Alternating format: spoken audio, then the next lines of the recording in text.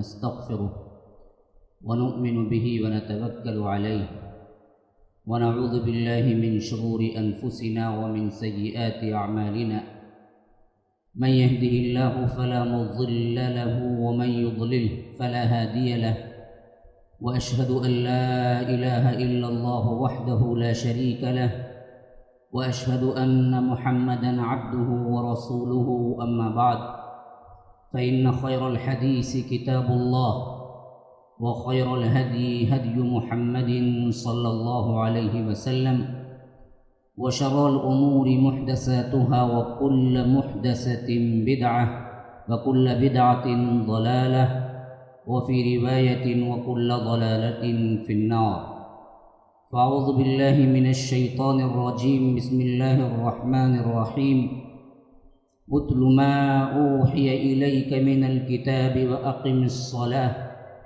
إن الصلاة تنهى عن الفحشاء والمنكر ولذكر الله أكبر والله يعلم ما تصنعون أقم الصلاة طرفي النهار وزلفا من الليل إن الحسنات يذهبن السيئات ذلك ذكرى للذاكرين اللهم أرنا الحق حقا وارزقنا اتباعه وأرنا الباطل باطلا وارزقنا اجتنابه اللهم علمنا ما ينفعنا وانفعنا بما علمتنا وارزقنا علما رب اشرح لي صدري ويسر لي أمري واحلل عقدة من لساني يفقه قولي برادران اسلام، واجب الاحترام بزرگوں، دوستوں، عزیز ساتھیوں، لائق احترام ماؤں اور بہنوں،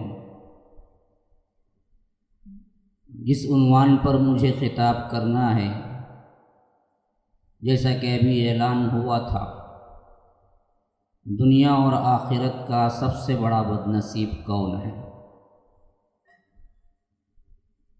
اس عنوان کا مختصر جواب اگر دیکھا جائے تو 1-2 سیکنڈ کے اندر بھی دے سکتے ہیں، لیکن میں عنوان کا جواب تو نہیں دوں گا، لیکن مضمون ایک پیش کروں گا کہ آپ کی ذہنیتیں وہاں تک پہنچتی ہیں یا نہیں، یہ میں اندازہ لگانے کی کوشش کروں گا۔ تو آخر میں جہاں اختتامی حیثیت سے گفتگو کروں گا، وہاں شاید آپ کو جواب خود بخود مل جائے۔ دنیا اور آخرت کا سب سے بڑا بدنصیب 3 الگ ٹاپک چاہتا ہے۔ ایک تو ہوئی دنیا، دوسرا ہوا آخرت، پھر تیسرا ہوا سب سے بڑا بدنصیب۔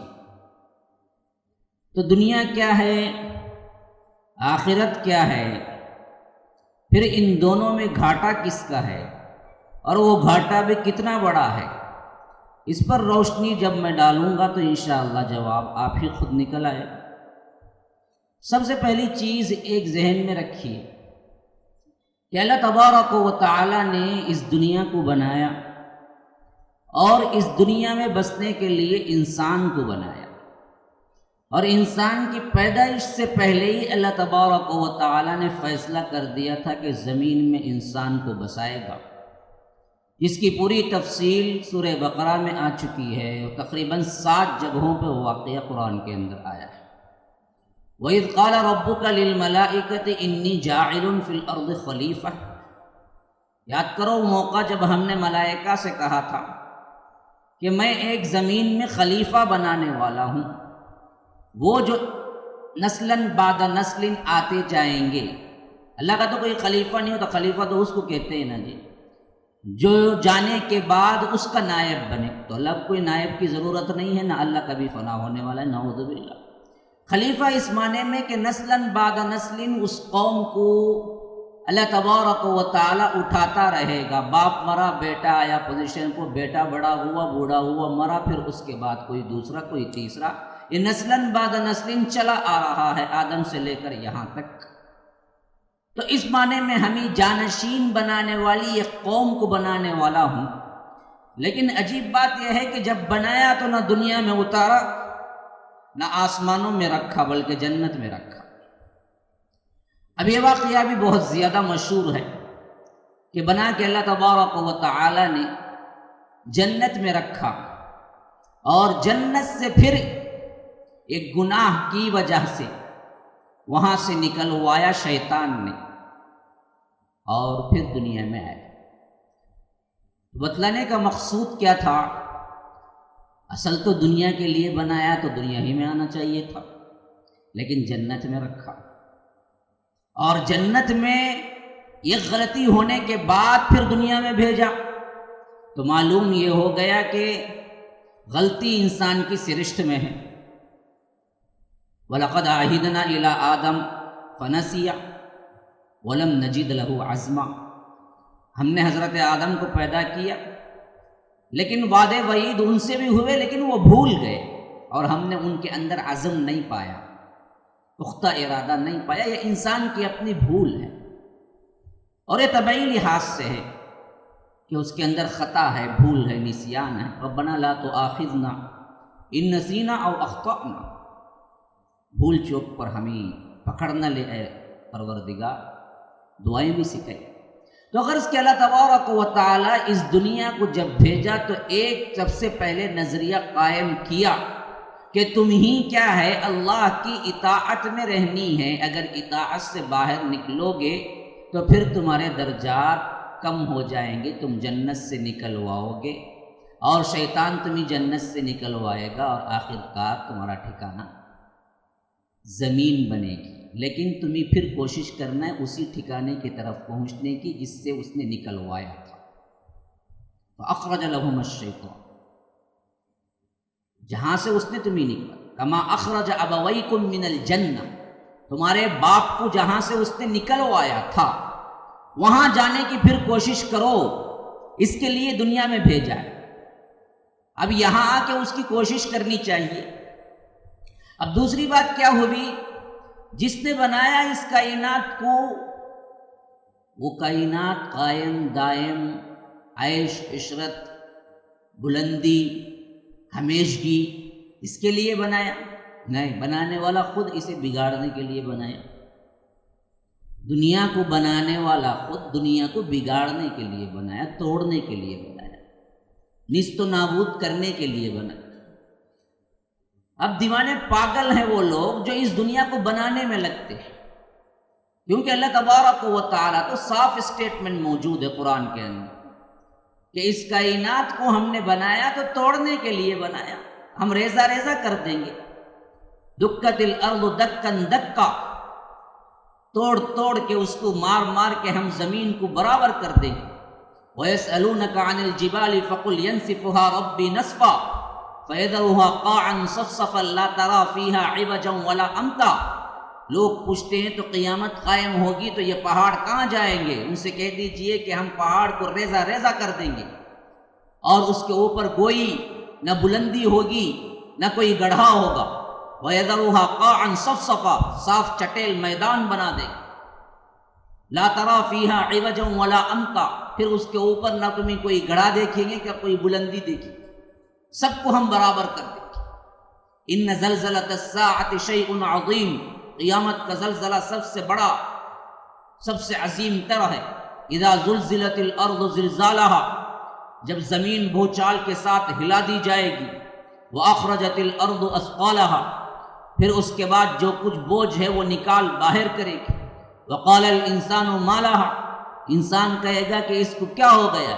یومئذ تحدث اخبارها، اس دن وہ خبریں بیان کرے گی۔ صبح اٹھتے ہی دیکھتے ہیں نا Zee news, D D news, D D وغیرہ کا زمانہ چلا گیا، اب تو ہزاروں نیوز چینل آ گئے، تو یہ بھی پوری نیوز بیان کرے گی۔ تو بنانے والے نے اس کو ثابت رکھنے کے لیے بنایا ہی نہیں، پھر تم کیوں چاہتے ہو کہ اس کو بناؤ؟ وَمَا الْحَيَاةُ الدُّنْيَا إِلَّا مَتَاعُ الْغُرُورِ، یہ دنیا کی زندگی سوائے دھوکے کے اور کچھ ہے ہی نہیں۔ تو دنیا اللہ تبارک و تعالیٰ نے نہ دائمی بنایا، نہ رہنے کے لیے بنایا، نہ کر اس کے لیے پائیداری ہے۔ اس کو ٹوٹنا ہے، پھوٹنا ہے، ریزہ ریزہ ہونا ہے۔ یوم تبدل الارض غیر الارض والسماوات وبرزوا للہ الواحد القہار، اس زمین کو دوسری زمین سے، اس آسمان کو دوسرے آسمان سے ہم بدلا کے رکھ دیں گے، نہ زمین زمین رہے گی، نہ آسمان آسمان رہے گا۔ اللہ تبارک و تعالی اس سب کو فنا کرنے کے لیے پہلے ہی کہہ دیا کہ اب بنانے والا جب خود اس کو توڑنے کے لیے بنایا ہو تو ہم اس کی کوشش کیوں کرتے ہیں کہ اس دنیا کو بناؤ؟ تو حقیقت یہ ہے کہ دنیا نہ اس وجہ سے بنائی گئی ہے، نہ وہ پائیدار ہے، تو اب رہا کس وجہ سے بنائی گئی ہے؟ اللہ تبارک و تعالی نے نسل انسانی کو کئی حصوں میں تقسیم کیا، اور خصوصیت کے ساتھ قرآن میں ہمیں 2 موتوں کا اور 2 زندگی کا تصور ملتا ہے۔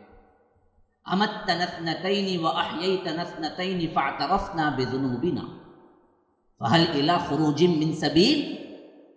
2 موتوں کا ذکر اور 2 زندگیوں کا ذکر قرآن خود کہتا ہے، امتنا اثنتین واحییتنا اثنتین فاعترفنا بذنوبنا۔ تو 2 زندگیاں اور 2 موت ہمیں کب ملی؟ حضرت آدم علیہ السلام کے پشت سے ہمیں ذریت بنا کے نکالا، تو روحوں کی شکل میں رہے ماں کے پیٹ میں آنے تک، تو اس کا ایک دورانیہ اللہ نے موت کہا ہے۔ پھر اس کے بعد روح اور جسم کے ملاپ کے بعد اس دنیا میں رہنے تک اللہ تبارک و تعالی نے اسے زندگی کہا ہے۔ پھر اس کے بعد روح اور جسم کا الگ ہو کے پھر برزخ میں رہنے تک اللہ نے اسے موت کہا ہے۔ پھر اس کے بعد برزخ سے نکلنے کے بعد جسم اور جان کے مل کے جنت میں رہنے کے وقفے کو اور وہ طویل دورانیہ جو نہ ختم ہونے والا ہے، اس کو اللہ نے زندگی کہا ہے۔ تو پہلی ایک زندگی دنیا کی، دوسری زندگی جنت، پہلا ایک موت ذریت آدم سے نکل کر ماں کے پیٹ میں آنے تک، اور دوسری موت دنیا میں مرنے کے بعد سے لے کر برزخ سے لے کر حشر میں اٹھائے جانے تک۔ ان 2 موت اور ان 2 زندگیوں، اس کے لیے 2 مقامات کا تعیین کرنا، ان میں سے ایک مقام یہ دنیا کہلایا۔ پہلا حصہ صرف روح تھے، ذریت آدم کو اللہ نے نکالا اور روحوں کی شکل میں رکھا، جہاں پر ایسے ہی تھے جیسے یہاں ہیں، انہی کو دیکھنے والے تھے جیسے وہاں ان کو دیکھنے والے تھے۔ جیسا کہ اللہ کے رسول صلی اللہ علیہ وسلم کہتے ہیں، الارواح جنود مجندہ، ارواح کی جو شکل وہاں تھی وہ بھی دراصل ایک دوسرے کو پہچاننے والے گروہ در گروہ تھے۔ اذا تعارف منہا ائتلف واذا تخالف منہا اختلف۔ اللہ کے رسول صلی اللہ علیہ وسلم نے فرمایا کہ وہاں جس کا تعارف ہوا، وہاں جس کی پہچان ہوئی، وہ یہاں آ کے بھی ایک دوسرے کو پہچانتے اور دوست بنے رہتے ہیں۔ وہاں جس کا اختلاف ہوا، وہ یہاں آ کے بھی ایک دوسرے سے اختلاف کرتے، لڑائی جھگڑا ہوتا رہتا ہے۔ آپ دیکھیں گے بعض انسان دیکھتے ہی انسان مانوسیت لگتی ہے، ارے تمہیں میں کہاں دیکھا ہوں نا، اب یہ کہاں دیکھا ہوں سے بات شروع ہوتی ہے اور بہت جلد گہری دوستی میں تبدیل ہو جاتی ہے۔ بندہ بہت جلد، یہ دراصل روح کی شکل میں بھی ملا تھا تو جلدی اس کے اندر فٹ ہو گیا۔ اور بعض ہوتے ہیں جن سے نفرتیں پوری زندگی قائم رہتی ہیں، کبھی ان کے ساتھ صلح صفائی ہوتی نہیں، اور ہمیشہ کیا ہے لڑائی جھگڑا۔ بعض کہتے ہیں تیری صورت دیکھتے ہی مجھے غصہ آتا رہے، وہ دراصل یہاں کا غصہ نہیں، وہاں کا بھی غصہ تھا، وہاں بھی دراصل یہ ملے ہوئے نہیں تھے۔ تو بعضوں کو کیا ہے اچانک دیکھتے ہی اپنے طور پہ ایک طرح سے شناسائی محسوس ہوتی ہے کہ ہم نے ان کو کہیں دیکھا، تو اسی شکل میں موجود تھے لیکن جسم نہیں تھا، تو اس کو رکھنے کا ایک مقام بنایا، اللہ ہی بہتر جانتا ہے وہ کون سا مقام ہے۔ لیکن پھر ماں کے پیٹ میں انسان آیا اور وہاں سے اس کی زندگی کا آغاز ہوا، جیسا کہ اللہ کے رسول صلی اللہ علیہ وسلم نے فرمایا، بخاری مسلم کی روایت، 40 دن تک ماں کے پیٹ میں جب نطفہ داخل ہو کے رہتا ہے، پھر اس کے بعد 40، پھر اس کے بعد 40، یعنی 40 40 40 120 دن، 4 مہینے۔ 4 مہینے کی کیفیت الگ ہے بچے کی۔ پھر اس کے بعد اللہ کے رسول نے فرمایا کہ پھر یرسل الیہ الملک، اب اس کے پاس فرشتہ آتا ہے، فَيُنفَخُ فِيهِ الرُّوحُ، اب وہ روح پھونکتا ہے. گویا کہ 40 کا جو تھا، 3:40 کا، اس وقت اس کے اندر روح نہیں تھی. اس کا مطلب یہ نہیں کہ نطفہ نہیں بڑھا، وہ بھی ایک روح تھی زندگی کی، لیکن وہ روح نہیں تھی جو آدم کے ذریت سے نکالا تھا. وہ 4 مہینے بعد اس میں فٹ ہوتی ہے، وہاں سے انسان بننا شروع ہوتا ہے. اب اس کے بعد وہ جب یہاں قدم رکھتا ہے تو یہ زندگی جسم اور روح کی شکل کی ہوتی ہے. جہاں پر وہ یہاں آتا ہے تو اس مقام کو گزارنے کے لیے دنیا بنائی. بس یہ گزرگاہ ہے. ہماری زندگی کے سفر کے دوران میں ایک رہنے کی تھوڑی سی مدت کے لیے ایک جگہ کا نام دنیا ہے بس، ورنہ تو ہماری زندگی اتنی کم نہیں ہے. وہ زندگی بڑی طویل ہے. سینکڑوں سال پہلے بھی ہم تھے روح کی شکل، پھر سینکڑوں سال بعد بھی ہم رہیں گے روح کی شکل، پھر اس کے بعد جسم اور جان مل کے رہیں گے جنت میں. اس کی سے کوئی لامنتہائی زندگی ہے، پھر اس کے بعد وہاں اینڈنگ پوائنٹ ہی نہیں. اب ان دونوں میں ایک مقررہ وقت میں گزرنے کے لیے روح کی شکل میں جسم اور جان کا ملنا یہ دنیا کہلائی. بس اسی لیے اللہ تبارک و تعالیٰ کہتا ہے خلق الموت والحیات لیبلوکم ایکم احسن عملا. موت کو بھی ہم نے پیدا کیا، زندگی کو بھی ہم نے پیدا کیا. کیوں پیدا کیا؟ تاکہ ہم آزمائیں کون اچھا عمل کرتا ہے. اللہ عالم الغیب ہے، علام الغیوب ہے. اللہ تبارک و تعالیٰ کو آزمانے کے بعد پتا چلے گا کہ یہ بندہ اچھا تھا.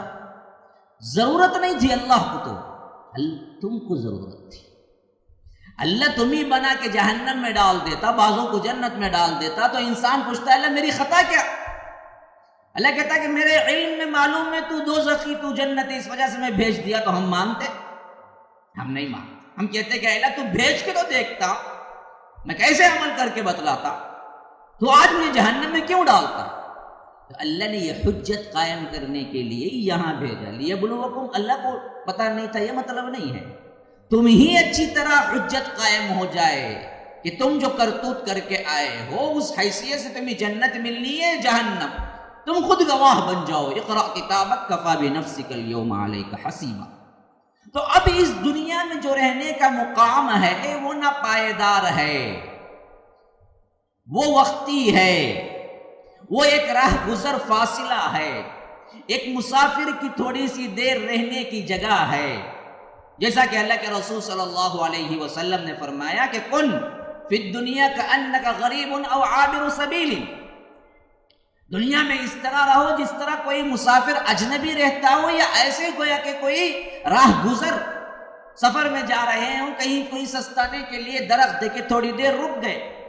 اتنا ہی فاصلہ یہ تمہاری زندگی کے مقابلے میں دنیا کا ہے. تو اس دنیا کو دائمی سمجھ لینا سب سے بڑی حماقت اور سب سے بڑا بد نصیب ہے. اس تھوڑے سے لمحات اور مدت میں یہ سمجھ لینا کہ یہی سب کچھ ہے یا اسی کے لیے وہ دنیا میں آیا ہے، تو اس سے بڑا بدبخت بھی کوئی نہیں ہے، اس سے بڑا بد نصیب بھی کوئی نہیں ہے جس نے اس کے لمحات کسی زندگی کے مقابلے میں جو کروڑ سال کی زندگی لامنتہائی ہے اس کو اس نے بیچ دیا. آپ اس دنیا کی زندگی سے ایک اندازہ یوں بھی لگائے، یومن کألف سنۃ مما تعدون، سورہ سجدہ میں فرمایا اس کا ایک دن 1000 سال کے برابر ہے. سورہ معارج میں فرمایا کہ 50,000 سنہ، 50,000 سال کے برابر ہے. شروعات کی جس کی زندگی کا ایک دن 50,000 سال کے برابر ہے تمہارے، فی یومن کان مقدارہ، تمہارے اپنے دن کے مطابق، تو یہاں کی 60 70 80 90 سال کی زندگی کن لمحات کے اندر آتی ہے آخرت کی زندگی سے. اب سب سے بڑا پاگل و بد نصیب کون ہوگا؟ یہ لمحات کی زندگی کو لامنتہائی زندگی پر کیا ہے ترجیح دے. تو اب اس دنیا میں آئے تو اللہ تبارک و تعالی نے جس طرح حضرت آدم علیہ السلام کو جنت میں تھوڑے سے وقفے کے لیے بھیجنا تھا، دائمی تو پھر بعد میں جانا تھا. اصل تو ان کی زندگی بنایا، اور اللہ تبارک و تعالیٰ نے ملائکہ سے کہا بھی تو کیا کہا؟ میں دراصل انہی زمین میں خلیفہ بنانے والا ہوں. تو معلوم ہو گیا جنت میں کیوں رکھا؟ معلوم تھا کچھ ہی دیر بعد آنا ہے انہیں. اور جنت میں جس طرح رکھ کے کہا کہ جو چائے کھاتے پیو، فَكُلَا مِنْهَا رَغَدًا حَيْثُ شِئْتُمَا، سب کھاؤ پیو، سب چیزیں حلال ہیں. وَلَا تَقْرَبَا هَٰذِهِ الشَّجَرَةَ، دیکھو وہ فلاں درخت ہے اس کے قریب نہ جاؤ. ایک بندش تھی، صرف ایک شرط تھی، صرف بقیہ کوئی شرط جاؤ. تو یہی آئیڈیل اصول اس دنیا میں بھی اللہ نے قائم رکھا. عموم کھاؤ پیو عیش سب حلال ہے. جتنے حلال ہیں اس کے مقابلے میں بس تھوڑی چیزیں ہیں جو حرام ہیں، اس کو مینٹین کر لو. بس اپنی زندگی میں دنیا میں اللہ نے جو بھی رکھا ہے اس کے لیے تمہارے واسطے کیا ہے؟ کھلا ہوا حلال جائز ہے. حرام کیا ہے صرف یہ بتایا، حلال کیا کیا ہے یہ نہیں بتایا. حلال سب ہے بتایا تو کیا بتایا؟ یہ دیکھو فلا حرام فلا حرام فلا حرام. انما حرم علیکم المیتۃ والدم ولحم الخنزیر وما اہل. 4 جگہ آیتیں آئی ہیں، ان میں سے 2 جگہ یہ 4 الفاظ ہیں. حرام تھوڑے سے یوں یوں یوں. حلال کیا ہے؟ جیتا ہے کھاتے رہو، جہاں بھی تنبیہ نہیں لگے کھاؤ پیو، کوئی مسئلہ نہیں. تو وہی بالمقابل وہی زندگی، اور رہنا یہاں نہیں ہے. اچھا اب آگے بڑھیے. اس دنیا میں بھیج کے اللہ تبارک و تعالی نے ہمیں کیا لینا چاہا ہے ہم سے؟ اللہ تبارک و تعالی کسی حاجت سے پاک، کسی ضرورت سے پاک، اور کوئی چیز اس کے لیے کیا ہے ضرورت مند وہ نہیں ہے. وَهُوَ يُجِيرُ وَلَا يُجَارُ، وہ دراصل سب کو پناہ دیتا ہے، اس کو کسی پناہ کی ضرورت ہے. وَهُوَ يُطْعِمُ وَلَا يُطْعَمُ، وہ سب کو کھلاتا ہے، اسے کھانے کی ضرورت نہیں ہے. ضرورت کوئی چیز نہیں. لیکن اللہ تبارک و تعالی نے ہمیں پیدا کر کے مانگا کیا؟ میری عبادت کرو. وما خلقت الجن والانس الا لیعبدون، ہم نے جنوں اور انسانوں کو پیدا کیا صرف اس وجہ سے کہ وہ میری عبادت کریں. ہماری عبادت سے اللہ تبارک و تعالی کی حمد و ثنا میں کچھ بڑھنے والا تھا؟ وہ تو نہیں تھا. لیکن پھر اللہ تبارک و تعالی نے ہمارے لیے عبادت کو فرض قرار دے کے چاہا کیا؟ چاہت یہ تھی کہ تمہارے اندر کی جو روح ہے اس کی غذا کا ذریعہ بن جائے. جسم کی غذا، جسم بنا مٹی سے، اور جسم کی غذا بنتی ہے مٹی سے. جتنی چیز تم کھا کے اپنے جسم کو بناتے ہو، توانا رکھتے ہو، وہ سب کے سب مٹی سے آتے ہیں. اور جسم بنا کس سے؟ خلقہ من تراب ثم قال له کن فیکون. ہم نے انہیں مٹی سے بنایا، پھر کہا ہو جا تو ہو گئے. تو مٹی کی غذا جسم، جیسے تم کھائے پیے بغیر رہو گے تو حالت کیا ہوگی؟ مر جاؤ گے، اور یا تو لاغر ہو جاؤ گے، نحیف ہو جاؤ گے، کمزور ہو جاؤ گے، زندگی میں سانس لینا دوبھر ہو جائے گا. اسی طرح تمہارے اندر کی ایک روح ہے، اس روح کی ایک غذا چاہیے تھی جو کہ اوپر سے آئی تھی. وہ زمین سے نہیں آئی تھی، وہ اوپر سے آئی تھی، وہ بنی اوپر. اس کی غذا تھی اللہ تبارک و تعالی کی حمد، اللہ تبارک و تعالی کی عبادت، اللہ تبارک و تعالی کی اطاعت، نماز. یہ چیز تھی سب سے اہم، جس کے لیے اللہ نے اس کے فائدے کے لیے نہیں، تمہارے فائدے کے لیے حکم دیا کہ تم عبادت میں رہو.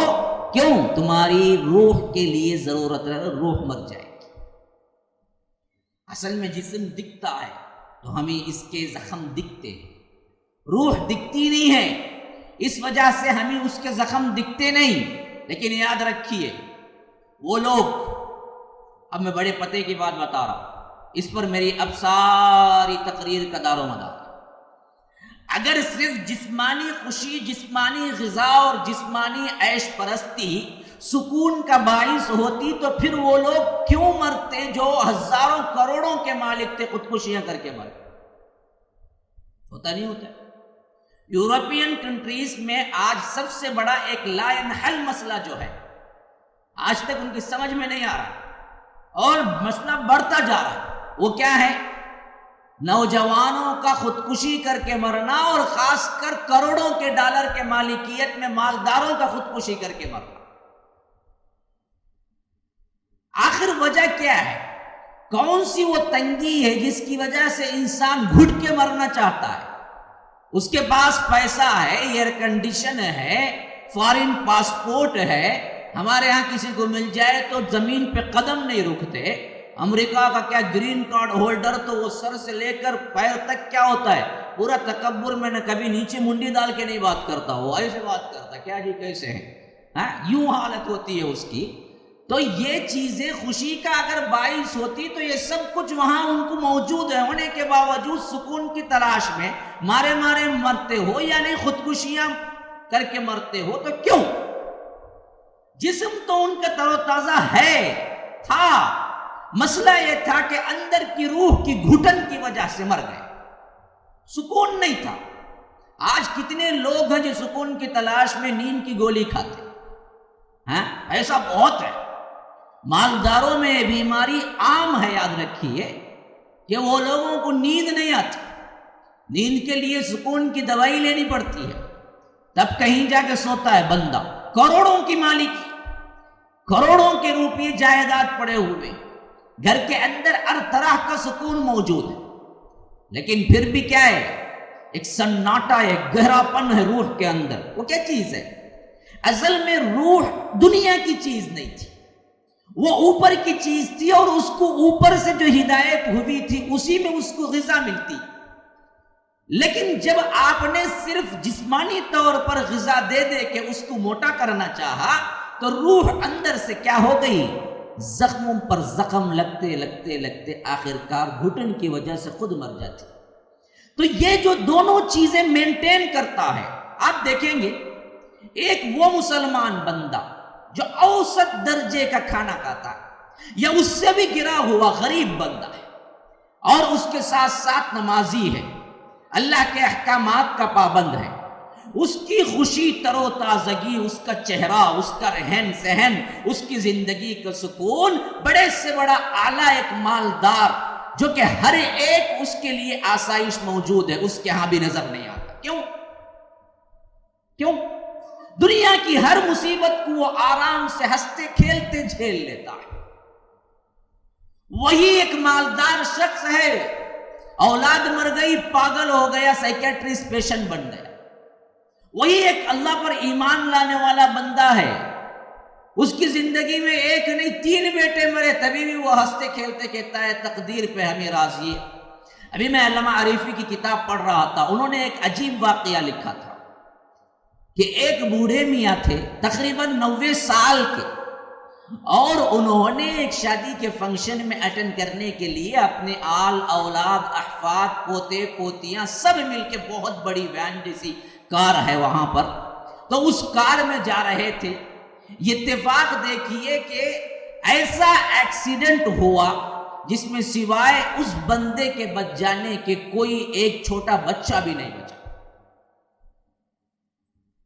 ان کے بچ جانے کی۔ تقریباً 21 افراد کہتے ہیں ان کے خاندان کے، اپنے بیٹے بیٹیاں، ان کے بیٹے بیٹیاں، پوتے پوتیاں، نواسے نواسیاں، خود کے بیٹے اور بیٹے، پورا اپنا خاندان کھو کے ایک بندہ بچا۔ اور پیپر وغیرہ میں بھی نیوز آئی، لوگ تعزیت کے لیے پہنچنے لگے، گھر میں بیٹھا تھا، اور بندے آ کے جب کہتے، مسکراتا چہرہ، کوئی نہیں کہے گا کہ اپنے خاندان کے 21 افراد کو کھو چکا ہے، اور عمر کے لحاظ سے 80-90 سال کا بوڑھا، اور کوئی آتا اور تعزیت کرتا تو الٹا وہ تعزیت دیتا، الٹا وہ کلمات کہتا کہ صبر کی کیا تلقین، اللہ راضی ہے تو میں بھی راضی۔ اب یہ سکون و اطمینان آیا کہاں سے؟ یہ زندگی کے اندر اس طرح گزارنے کی امنگ اور خواہشیں آئی کہاں سے؟ تو اصل زندگی اس جسم کو پالنے کا نام نہیں ہے، اصل زندگی اس روح کو پالنے کا نام ہے جو اللہ نے اوپر سے دیا ہے۔ جو لوگ اسے مینٹین کرتے ہیں پھر دنیا کی کوئی مصیبت نہ مصیبت رہتی ہے، نہ دنیا کی کوئی خوشی وہ خوشی رہتی ہے، نہ خوشی سے کبھی پاگل ہوتا ہے، نہ غم سے کبھی پاگل ہوتا ہے۔ اللہ کے رسول صلی اللہ علیہ وسلم کی زندگی مبارک نے اپنے ہی ہاتھوں 2 بیٹوں کو دفنایا، 3 بیٹیوں کو دفنایا، ایک تو بچی تھی حضرت فاطمہ الزہرا جو 6 ماہ بعد انتقال ہو، بقیہ کل اولاد کو تو خود اللہ کے رسول کی زندگی میں جانا پڑا۔ اگر کسی کی زندگی میں ایسے واقعات ہوتے تو ہم دیکھتے کہ انسان زندگیاں چھوڑ جاتا، لیکن پھر بھی وہی اطمینان کی کیفیت، وہی اللہ پر توکل کی کیفیت، وہی اللہ کی تقدیر پر راضی و رضا رہنے کی کیفیت آئی کہاں سے؟ یہ کیوں ہوتا ہے؟ اب اس پر ذرا سوچئے جانچئے کہ اللہ تبارک و تعالی نے ہمارے ہی فائدے کے لیے کہا میری عبادت، میرا کوئی فائدہ نہیں۔ لو ان اولکم وآخرکم وانسکم وجنکم کانوا علی اتقى بقلب رجل واحد ما زاد ذلك فی ملکی شیئا۔ لو ان اولکم وآخرکم وانسکم وجنکم کانوا علی اشقى بقلب رجل واحد ما نقص ذلك من ملکی شیئا۔ پہلے انسان سے لے کر آخری انسان تک، پہلے جن سے لے کر آخری جن تک، تمام کے تمام اللہ والے عبد القادر جیلانی بن جائیں، تب بھی میری ملکیت میں کوئی اضافہ نہیں ہوتا، مجھے کوئی تمہارے سجدوں کی ضرورت ہے۔ پہلے انسان سے لے کر آخری انسان تک، پہلے جن سے لے کر آخری جن تک، تمام کے تمام ابو جہل بن جائیں، میری ملکیت میں کوئی کمی نہیں ہوتی، میں اپنے آپ میں محمود ہوں، تمہارے سجدوں کا میں محتاج نہیں۔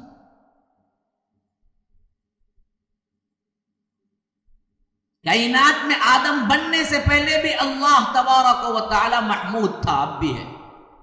ہم کرنے والے پیدا ہوئے تو اللہ محمود نہیں بنا۔ ہمارے سجدوں کی، ہمارے عبادتوں کی اللہ تبارک و تعالی کو ضرورت نہیں، ہمیں ضرورت ہے، کیونکہ اللہ تبارک و تعالی نے ہمارے اندر وہ لگاؤ رکھا ہے، اللہ تبارک و تعالی نے وہ انسیت رکھی ہے، اپنے مالک کی اطاعت و توحید رکھی ہے، ترازو خود اندر بنایا ہے۔ فَأَلْهَمَهَا فُجُورَهَا وَتَقْوَاهَا، تقوی بھی اندر ہی ہے، فجور بھی اندر ہی ہے۔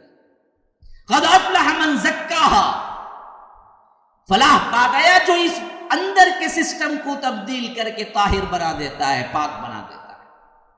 وَقَدْ خَابَ مَنْ دَسَّاهَا، جو اسے خراب کرتا ہے، دفناتا ہے، بس اس کی اپنی زندگی برباد ہے۔ تو سب سے بڑی خوش قسمتی اور سب سے بڑی بدبختی وہ کیا ہے؟ دنیا و آخرت میں اللہ کی اطاعت و عبادت، اور اس کا اصطلاحی نام نماز ہے۔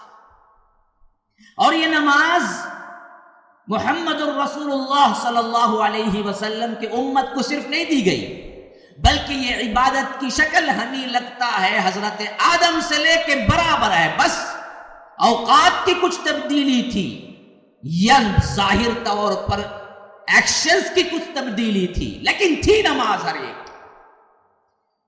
بگاڑ بعد میں آیا، عیسائیوں نے گھنٹہ نماز سمجھ لیا، وہ گھنٹی بجانے لگے، مشرکین نے تھالیاں نماز سمجھ لیا، وہ تھالیاں بجانے لگے۔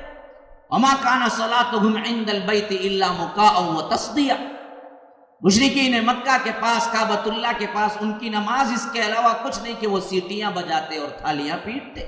نماز کا اللہ تبارک و تعالی وما کان صلاتہم، تو حضرت ابراہیم نے جو نماز دی اس کو انہوں نے پامال کر دیا، ورنہ تو نماز ان کے لیے بھی تھی، موسیٰ کی قوم کے لیے بھی تھی، عیسیٰ کی قوم کے لیے بھی تھی، ابراہیم کو بھی تھی، اس سے پہلے کہ تمام انبیاء کو بھی تھی. یہ دراصل کامیاب ترین زندگی، خوش قسمت ترین انسانوں کے لیے نماز ہے، اور بدبخت ترین انسانوں کے لیے بدترین زندگی کے لیے نماز کا چھوڑنا. میں نے اصل ٹاپک پہ اسی وجہ سے اتنی دیر لگائی کہ تمہیداً جو الفاظ کہہ کے میں آؤں اس میں آپ کو اچھی طرح بات کھل کے سامنے آ جائے. اہمیت صلاۃ، اس کو ذکر کرنے سے پہلے ہی میں نے عقلی اعتبار سے خاکہ آپ کو دیا کہ اصل زندگی میں نماز کو لے آنا یہ گویا اللہ پہ تم کوئی احسان نہیں کرتے ہو، یہ خود تمہاری زندگی کی بہت بڑی ضرورت ہے، جس طرح تمہارے پیٹ کو کھانے کی ضرورت ہے. اگر بندہ یہ سمجھ لے تو پھر کبھی نماز کو نہ چھوڑے، پھر اللہ کی عبادت سے غافل نہ ہو. یہی وجوہات ہیں جنہوں نے اللہ تبارک و تعالیٰ کی عبادت کو پوری طور پر کلی فراموش کیا. ان کی زندگیاں ایسی بن گئی گویا کہ وہ گھٹا ٹوپ اندھیریوں کے اندر ہیں، اور کبھی کبھی گھٹن اتنی زیادہ گھٹن بڑی بڑی کہ آخر کار خودکشی کی نوبت آئی، یا انسان دیوانہ پاگل ہو گئے. پاگلوں کی ہسٹریاں پڑھ کے دیکھو. گناہوں کا بوجھ بعض لوگوں پہ اتنا ہوتا ہے سنبھالے نہیں سنبھلا جاتا، آخر کار انسان دیوانہ پاگل ہو جاتا. جتنا گناہ کرتے ہو روح کی زندگی اتنی اندھیری ہوتی ہے، جتنی عبادت کرتے ہو روح کی زندگی اتنی ہی روشن ہوتی ہے. اسی لیے اللہ تبارک و تعالیٰ نے اپنے حبیب کے ذریعے ابو ہریرہ کی روایت حدیث قدسی کے اندر فرمایا وَمَا تَقَرَّبَ إِلَيَّ عَبْدِي بِشَيْءٍ، کوئی چیز مجھ سے قریب تر نہیں کرتی لیکن مِمَّا افْتَرَضْتُ عَلَيْهِ، جس کو میں نے فرض قرار دیا عبادتیں اس کے کرنے سے اللہ تبارک و تعالی کا قرب حاصل ہوتا ہے.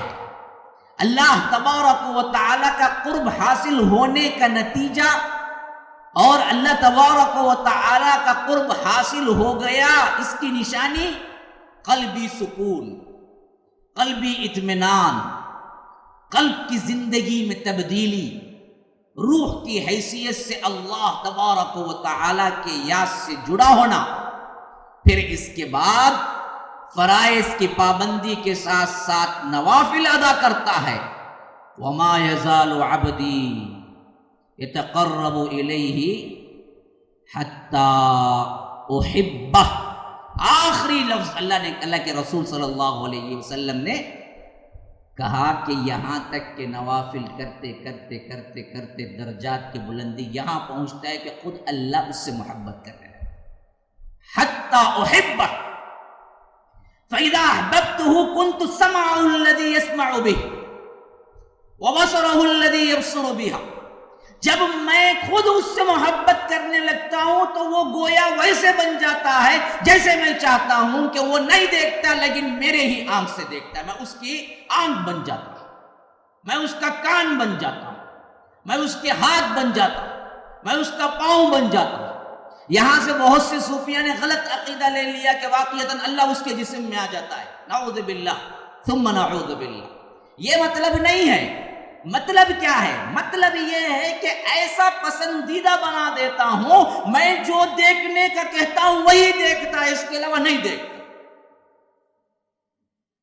سامنے تصویر آئی حرام نہیں دیکھتا، باوجود پورا آپ کے لیے اجازت ہے، کھلا ماحول ہے، کوئی آپ کو نکیر کرنے والا نہیں ہے، کوئی جو آپ کو ٹوکنے والا نہیں ہے، پھر بھی دل کے اندر سے ایک تقویٰ ہے، ایک نفس ہے جو بولتا ہے کہ نہیں دیکھتا.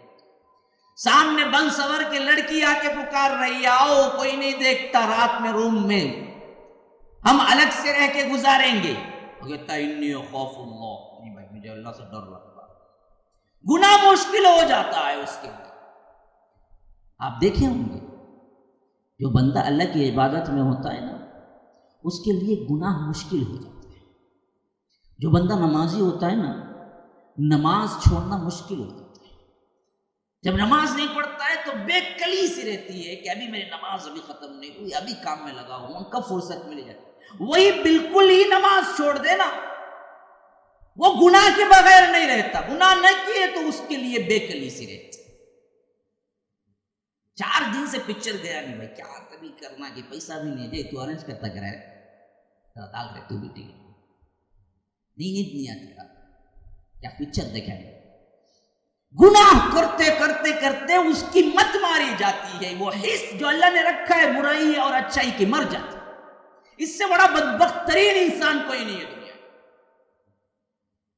تو اللہ تبارک و تعالی نے ہمارے اندر یہ دونوں دروازے اور ترازو رکھے ہیں اور خود حکم دیا کہ تمہاری زندگی کے ان 2 چیزوں کو مینٹین کر کے خوش باش رہو جو زندگی کے اندر ضروری ہے، تمہارا جسم اور تمہاری روح، اس کے لیے میری عبادت ضروری ہے. عبادت میں اصطلاحی لفظ ہے صلاۃ، اسی لیے میں نے ابتدائی طور پر بعض آیتیں جو پڑھی تھی وہ اسی کی طرف اشارہ کرتی ہیں. اب آئیے مکمل طور پر میں اس پہ ایک مضمون دوں آپ کو.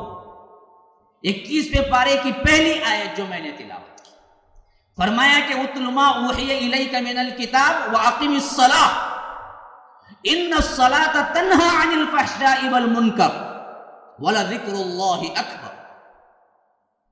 اللہ کے رسول صلی اللہ علیہ وسلم کو حکم ہو رہا ہے، کیا فرمایا جا رہا ہے؟ اتل ما اوحی الیک من الکتاب. تلا یتلو سے اتلو، تلاوت کرنا، ہم بھی اردو میں کہتے ہیں تلاوت. ابھی تلاوت ہوگی، آپ نے سنا بھی ہوگا لفظ قرات کے لیے تلاوت استعمال. اتلو امر کا صیغہ ہے. کیا معلوم ہوا؟ اللہ کے رسول جو قرآن آپ پہ اترا ہے آپ خود بھی تلاوت کرو. رسول کو حکم ہے تو ہم کس کھیت کے مولی؟ تلاوت ضروری ہے. تلاوت کے لیے قرآن مجید اترا ہے. تلاوت سیکھنا فرض ہے، اسی طرح جس طرح نماز پڑھنی فرض ہے. یہ اللہ کا کلام ہے، کھیل مذاق نہیں. بل هو قرآن مجید وما هو بالہزل. کھیل مذاق نہیں ہے، یہ قرآن مجید ہے. ذو العرش المجید، اپنے عرش کے لیے بھی مجید استعمال کیا، قرآن کے لیے بھی مجید استعمال کیا. مجد، تابناک، روشن. یہ اللہ تبارک و تعالی نے اپنے حبیب کو حکم دیا تلاوت کرو جو کچھ تم پر نازل ہو رہا ہے. پھر اس کے بعد حکم کیا آ رہا ہے؟ جیسے ہی تلاوت ہوگی تو پہلی چیز کس میں تلاوت ہوگی؟ الگ سے تلاوت کرنا ثواب کا کام ہے، اس میں کوئی رائے نہیں، کسی کا کوئی اختلاف نہیں، ہم بھی مانتے ہیں. لیکن اصل تلاوت ہو کہاں؟ اقم الصلاۃ، نماز قائم کر کے تلاوت، نماز کو قائم کرو. کس کو حکم؟ خود پیغمبر آخر الزمان کو حکم، محمد الرسول اللہ صلی اللہ علیہ وسلم کو حکم. کبھی تصور کر سکتے ہیں کہ رسول نماز چھوڑ سکتا ہے؟ ان کی رسول کی حکم اور ان پر پابندی سے اصل مخاطب ہم امت محمدیہ کبھی نماز کو نہ چھوڑنا. اور نماز کو یہ نہیں کہا کہ پڑھ لو، کہا قائم کرو. قائم کا مطلب کیا ہے؟ گری پڑی کوئی چیز تو نہیں ہے کہ اٹھا کے قائم کر دو. قائم کا مطلب ہے پابندی. اسی لیے بقرہ میں فرمایا حافظوا علی الصلوات والصلاۃ الوسطی، حفاظت کرو نمازوں کی اور درمیانی نماز کی زیادہ حفاظت کرو. حافظوا، حفاظت کرنا. وہی لفظ ہے اقام الصلاۃ کے اندر، قائم کرنا. دوسرا مطلب کیا ہے؟ وقت پہ پڑھنا. ان الصلاۃ کانت علی المؤمنین کتابا موقوتا. صلاۃ، نماز بے شک مومنوں پر فرض کی گئی ہے، لیکن کیسے؟ وقت مقررہ پہ. تمہاری دکان شام کو بند ہوتی ہے، آ کے کیا کرو؟ فجر، ظہر، عصر، مغرب ملا کے پڑھ لو. تمہاری منمانی کی نماز نہیں چل سکتی.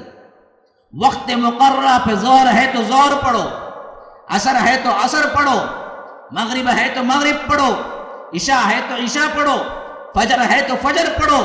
ان اوقات کے اندر پڑھو تبھی وہ نماز قابل قبول ہے. ظہر کے وقت میں عصر قبول نہیں، عصر کے وقت میں ظہر قبول نہیں، ظہر عصر کے وقت میں مغرب قبول نہیں، مغرب کے وقت میں عشاء قبول نہیں، فجر کے وقت میں عشاء قبول نہیں، ظہر کے وقت میں فجر قبول نہیں. اللہ کے رسول صلی اللہ علیہ وسلم سے صحابی نے پوچھا سب سے بہتر اور سب سے اہم چیز واجب کرنے والی اے اللہ کے رسول کیا ہے؟ کہا کہ دیکھو اللہ کے ساتھ کسی کو شریک نہ کرنا. کہا کہ پھر کہا کہ الصلاۃ علی وقتہا، وقت پر نماز پڑھنا تم پر ضروری ہے. شرک کے بعد سب سے پہلی چیز نماز وقت پر پڑھنا ہے. وقت تلا کے پڑھنا فرمایا منافقین کی نماز ہے. اللہ کے رسول صلی اللہ علیہ وسلم نے فرمایا منافق دیکھتا رہتا ہے بیٹھ کے، سورج غروب ہونے کے قریب ہوتا ہے تو جس طرح کوا ٹھونگ مارتا ہے، پرندے جس طرح کیا ہے اپنا ٹھونگ مارتے ہیں، اسی طرح اٹھتا ہے جلدی جلدی مغرب ادا کر لیتا ہے. یہ منافق کی نماز ہے. بیٹھ کے سورج غروب ہونے کا، ابھی تو عصر کا وقت ہے، ابھی تو عصر کا وقت ہے، آخری وقت میں نکلا نماز پڑھا. اور ویسے کیسے نماز پڑھا ہے؟ بولتے ہوٹل کو جانا، بازار کو جانا، معلوم نہیں بھائی ہوٹل جا کوئی آدھا گھنٹہ 1 گھنٹہ ہوگا دستا میں انتظار کرو نا چل جاؤ. بازار کو منو بازار گئے تو لیٹ ہی بیٹھے. مسجد کو 2 منٹ ٹھہرو بھائی، مسجد کو جا کر 2 منٹ آ جاتے نا. مسجد کو 2 منٹ، بقیہ ہمارے کاموں کو آدھا 1 گھنٹہ. تو ہماری نمازیں کیا ہوتی ہیں؟ 2 منٹ کی ہوتی ہیں. دوستوں کو بھی کیا بولتے ذرا ٹھہر رہے جا کو 2 منٹ میں پڑھ لے گا. 2 منٹ میں 4 رکعت پڑھتا تھا. انہوں نے کیسا پڑھتا معلوم تھا؟ آخر آدھے منٹ میں 1 رکعت پڑھتا ہے. تو نماز کے لیے ہمارے پاس وقت نہیں ہے. اور پڑھتے کیسے؟ جیسے اللہ کے رسول نے کہا کہ واقعتاً جیسے کیا ہے کہ وہ ٹھونگ مارتا ہے اسی طرح. نہ سجدہ، نہ قومہ، نہ رکوع، نہ جلسہ بین السجدتین، کوئی چیز صحیح نہیں. نماز کہاں سے ادا ہوگی؟ ابھی میں نماز کی صفات کے سلسلے میں نہیں آیا ہوں، اس وجہ سے چند باتیں ہی کہہ رہا ہوں. تو سب سے پہلی چیز یہ ذہن بنائیے کہ اللہ تبارک و تعالی نے یہ نماز جو ہمیں دی ہے، یہ نماز ہماری روح کی غذا ہے، یہ ہمارے لیے اچھائی ہے. نمبر 3 سب سے اہم مقام یہ ہے کہ اللہ سے قریب اسی وقت بندہ ہوتا ہے. حضرت ربیعہ اسلمی بہت بڑے صاحب، اللہ کے رسول صلی اللہ علیہ وسلم کی بڑی خدمت کی. اللہ کے رسول نے کبھی کسی خاص خادم کو نہیں رکھا جیسے بڑے لوگ رکھتے ہیں، لیکن صحابہ نے خود اپنی زندگیاں اللہ کے رسول پہ نچھاور کی ہیں کہ اللہ کے رسول ہم خدمت کرتے، ورنہ تو اللہ کے رسول منع کرتے. صرف اللہ تبارک و تعالیٰ کہا ان کا درجہ بلند کرنے کے لیے اجازت دیتے. انس بن مالک ہیں 10 سال خدمت کی. خود ان کی ماں لا کے چھوڑی تھی اور درخواست کی تھی کہ میرے بچے کو قبول کر لیجیے اللہ کے رسول آپ. تو اللہ کے رسول نے انہیں بھی کیا پیار سے اپنے ساتھ رکھا. ایسے ہی ربیعہ بھی ہیں نوجوان صاحب.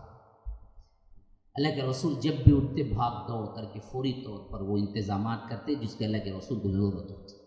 لوٹا لے آتے، لوٹے میں پانی لے آتے، پھر اللہ کے رسول کے ساتھ ساتھ رہتے. اب کچھ بھی نالین مبارک پکڑنے کا کبھی کیا ہے اللہ کے رسول موقع دیتے تو فوری اٹھا لیتے. تو یہ آگے بڑھ کے خدمت کرتے ہیں نا بڑے لوگوں کی، واقعتاً کیا ہے اس میں بڑے ہی ثمرات ہیں. آج کا نوجوان طبقہ اس کو بھولتا جا رہا ہے، بڑا افسوس کا معاملہ ہے. تو غرض کہ اللہ کے رسول ایک مرتبہ خوش ہو کے پوچھا، ربیعہ پوچھو کیا پوچھنا مانگو. کہ اللہ کے رسول بڑے خوش ہو گئے تھے یہ بات ان کی خدمت گزاری سے. تو انہوں نے جو پوچھا وہ بہت بڑی بات پوچھی. انہوں نے کہا کہ اللہ کے رسول جنت میں آپ کی رفاقت چاہتا ہوں، جنت میں آپ کے ساتھ رہنا چاہتا ہوں. آپ کا سامنے کا فلیٹ ہو تو میرا پڑوس کا فلیٹ، مجھے بس یہ چاہیے، دوسرا کوئی چیز نہیں چاہیے. دنیا تو آنی جانی ہے. وہ پوچھ کے میں کہتا ہوں شاید پوچھ لیتے تو اللہ کے رسول دعا کرتے تھے یہ دنیا جہاں کی دولت مل جاتی، لیکن وہ بھی تو صحابی تھے، دنیا کو کہاں اہمیت دیتے تھے. تو انہوں نے کہا اللہ کے رسول میں آپ کے ساتھ جنت میں رہنا چاہتا ہوں. تو اللہ کے رسول صلی اللہ علیہ وسلم نے کہا کہ تب تو تم بھی مدد کرنا، تبھی بات حل ہوگی. میں دعا تو کروں گا ہی، لیکن جو بات تم نے پوچھی ہے اس کے لیے تم بھی مدد کرنا. کیسے مدد کرنا؟ کثرت سجود سے میری مدد کرو. نماز پڑھ کے نوافل پڑھ کے کرو تاکہ اس حیثیت سے اللہ تبارک و تعالیٰ کے قریب بن جاؤ اور یہ مقام تمہیں مل جائے۔ تو سب سے بڑی چیز جو ہے نماز میں اللہ کا قرب حاصل ہونا ہے، اللہ کے قریب ہونا ہے، اللہ تبارک و تعالیٰ کی رحمت میں ہونا ہے۔ فرمایا اللہ کے رسول صلی اللہ علیہ وسلم نے، جو بندہ نماز پڑھتا یناجی ربہ، اصل میں اللہ سے مناجات کرتا ہے، سرگوشی کرتا ہے۔ اللہ سے سرگوشی کرنے کا ایک طریقہ نماز ہے۔ اسی لیے اللہ تبارک و تعالی نے اتنی اہمیت نماز کی بتلائی، کسی اور حکم کی نہیں بتلائی۔ پورے قرآن میں 88 جگہ فرمایا کہ اقیموا الصلاۃ وآتوا الزکاۃ، 80 پر 8 مرتبہ فرمایا نماز قائم کرو زکوٰۃ دو، نماز قائم کرو زکوٰۃ دو، نماز قائم کرو زکوٰۃ دو۔ اور اللہ کے رسول صلی اللہ علیہ وسلم نے عملاً اس نماز کی اہمیت کو ایسے اجاگر کر کے بتلایا، کسی اور حکم کے سلسلے میں کبھی ہم یہ نہیں کہہ سکتے کہ ہمیشہ ہر کسی ماحول میں وہ فرض ہوگا۔ حج ہے، ان استطاعت الیہ سبیلا، مالداری ہو تو حج کرو، نہیں تو بیٹھ جاؤ، کوئی مسئلہ۔ زکوٰۃ ہے، صاحب نصاب ہو تو نکالو، نہیں تو خاموش رہ جاؤ، کوئی مسئلہ نہیں۔ صدقہ و خیرات ہے، ہر چیز ضرورت ہے، نصاب پر پہنچے مال ہو۔ ایک نماز ہے جو اسلام لانے کے بعد کبھی آپ پر سے ساقط نہیں ہوتی، سوائے الا یہ کہ لوگ آپ کو یا تو مار دیں یا مر جائیں یا خود موت کے منہ کا شکار ہو جائیں، یا نہیں تو بے ہوش ہو جائیں۔ بس بے ہوشی یا دیوانگی نماز ساقط ہوتی ہے، یا مرنا، اس کے علاوہ کبھی ساقط نہیں ہوتی۔ کھڑے ہو کے نہیں پڑھ سکتے، کہا بیٹھ کے پڑھو، بیٹھ کے نہیں پڑھ سکتے، کہا لیٹ کے پڑھو، لیٹ کے نہیں پڑھ سکتے، کہا کہ اشاروں سے پڑھو، کوما میں ہے، اگر اشارے آنکھ ہو رہی ہے آنکھ سے نماز پڑھ، احساسات سے نماز پڑھ، لیکن نماز معاف یہ تو نہیں ہوگی۔ زندگی کے آخری پل تک بھی اس کا حساب ہے، اور اسلام میں داخل ہونے کے پہلے پل سے شروع ہو جاتا ہے۔ کوئی بندہ 11 بجے اسلام قبول کیا، کوئی بندہ 11 بجے اسلام قبول کیا اور وہ 4 بجے کے اندر اندر مر گیا، تو اس کو بھی ظہر کی نماز کا پوچھا جائے، کیونکہ ایک نماز اس کے اندر آئی تھی، وقت پورا ملا تھا، کیوں نہیں ادا کیا؟ اسی طرح حالت نزا میں کوئی بندہ جاتا ہے، 8 بجے گیا اور 9 بجے 10 بجے اسی حالت میں فوت ہو گیا، تو فجر کے بارے میں پوچھا جائے گا اس وقت تو تیری حالت تھی زندہ، تو ہوش میں تھا، وہ نماز کیوں ادا نہیں کی؟ نماز کی اسی اہمیت کی بنا پہ ہم دیکھتے ہیں میرے بھائیوں، آج ہم نے اس کو ضائع کر کے رکھ دیا ہے، نہ اس کا کوئی ہمارے اندر وہ احساس ہے جو اللہ کے رسول صلی اللہ علیہ وسلم نے دینا چاہا۔ اللہ کے رسول صلی اللہ علیہ وسلم آخری زمانے میں جبکہ شدید بخار کی وجہ سے اٹھا نہیں جا رہا، آخری 5 دن جو ایام مرض کے کہلاتے ہیں، وفات کے کہلاتے ہیں، ان میں اللہ کے رسول صلی اللہ علیہ وسلم نے نماز کا وقت ہوتا تو باوجود پوری کوشش کے نہیں ہو رہا تھا، پھر بھی اصحاب رسول اللہ صلی اللہ علیہ وسلم کو حکم دیا کہ مجھے اٹھا کے بٹھا۔ جب بٹھایا گیا بخار تپ رہا تھا۔ بخاری و مسلم کی روایت کے مطابق اللہ کے رسول صلی اللہ علیہ وسلم کو دیکھنے صحابہ آئے تو اللہ کے رسول صلی اللہ علیہ وسلم اسی بخار میں مبتلا بستر پہ پڑے ہوئے تھے۔ صحابہ کہتے ہیں کہ ہم نے کچھ فاصلہ چھوڑ کے بیٹھا، ادب و احترام کے لحاظ سے اللہ کے رسول صلی اللہ علیہ وسلم سے تھوڑی دوری پر، تو ہمیں اس بخار کی بھاپ لگ رہی تھی۔ اللہ اکبر، ہمیں اس بخار کی بھاپ لگ رہی تھی۔ ہم نے تعجب سے پوچھا اللہ کے رسول اتنی بخار؟ تو اللہ کے رسول صلی اللہ علیہ وسلم نے کہا کہ کیا تمہیں معلوم نہیں مجھے 2 آدمیوں کے برابر بخار ہوتی ہے۔ ہر معاملہ سختی کا اللہ کے رسول صلی اللہ علیہ وسلم کے ساتھ۔ تو فرمایا مجھے 2 آدمیوں کے برابر ہوتی ہے۔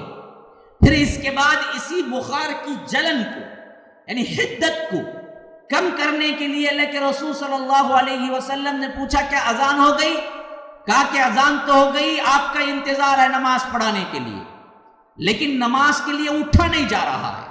اللہ کے رسول صلی اللہ علیہ وسلم پورا اٹھنے کی کوشش کر رہے ہیں، گویا کہ اگر تھرمامیٹر سے ہم حساب لگائیں تو جتنی ڈگریاں ہوتی ہیں وہ سب پھلانگ گیا ہوگا۔ 104 105 2 آدمیوں کے برابر اللہ کے رسول کو بخار تپ رہی تھی۔ تو اللہ کے رسول نے صحابہ کو حکم دیا جاؤ فلاں فلاں فلاں فلاں کنویں سے پانی لاؤ۔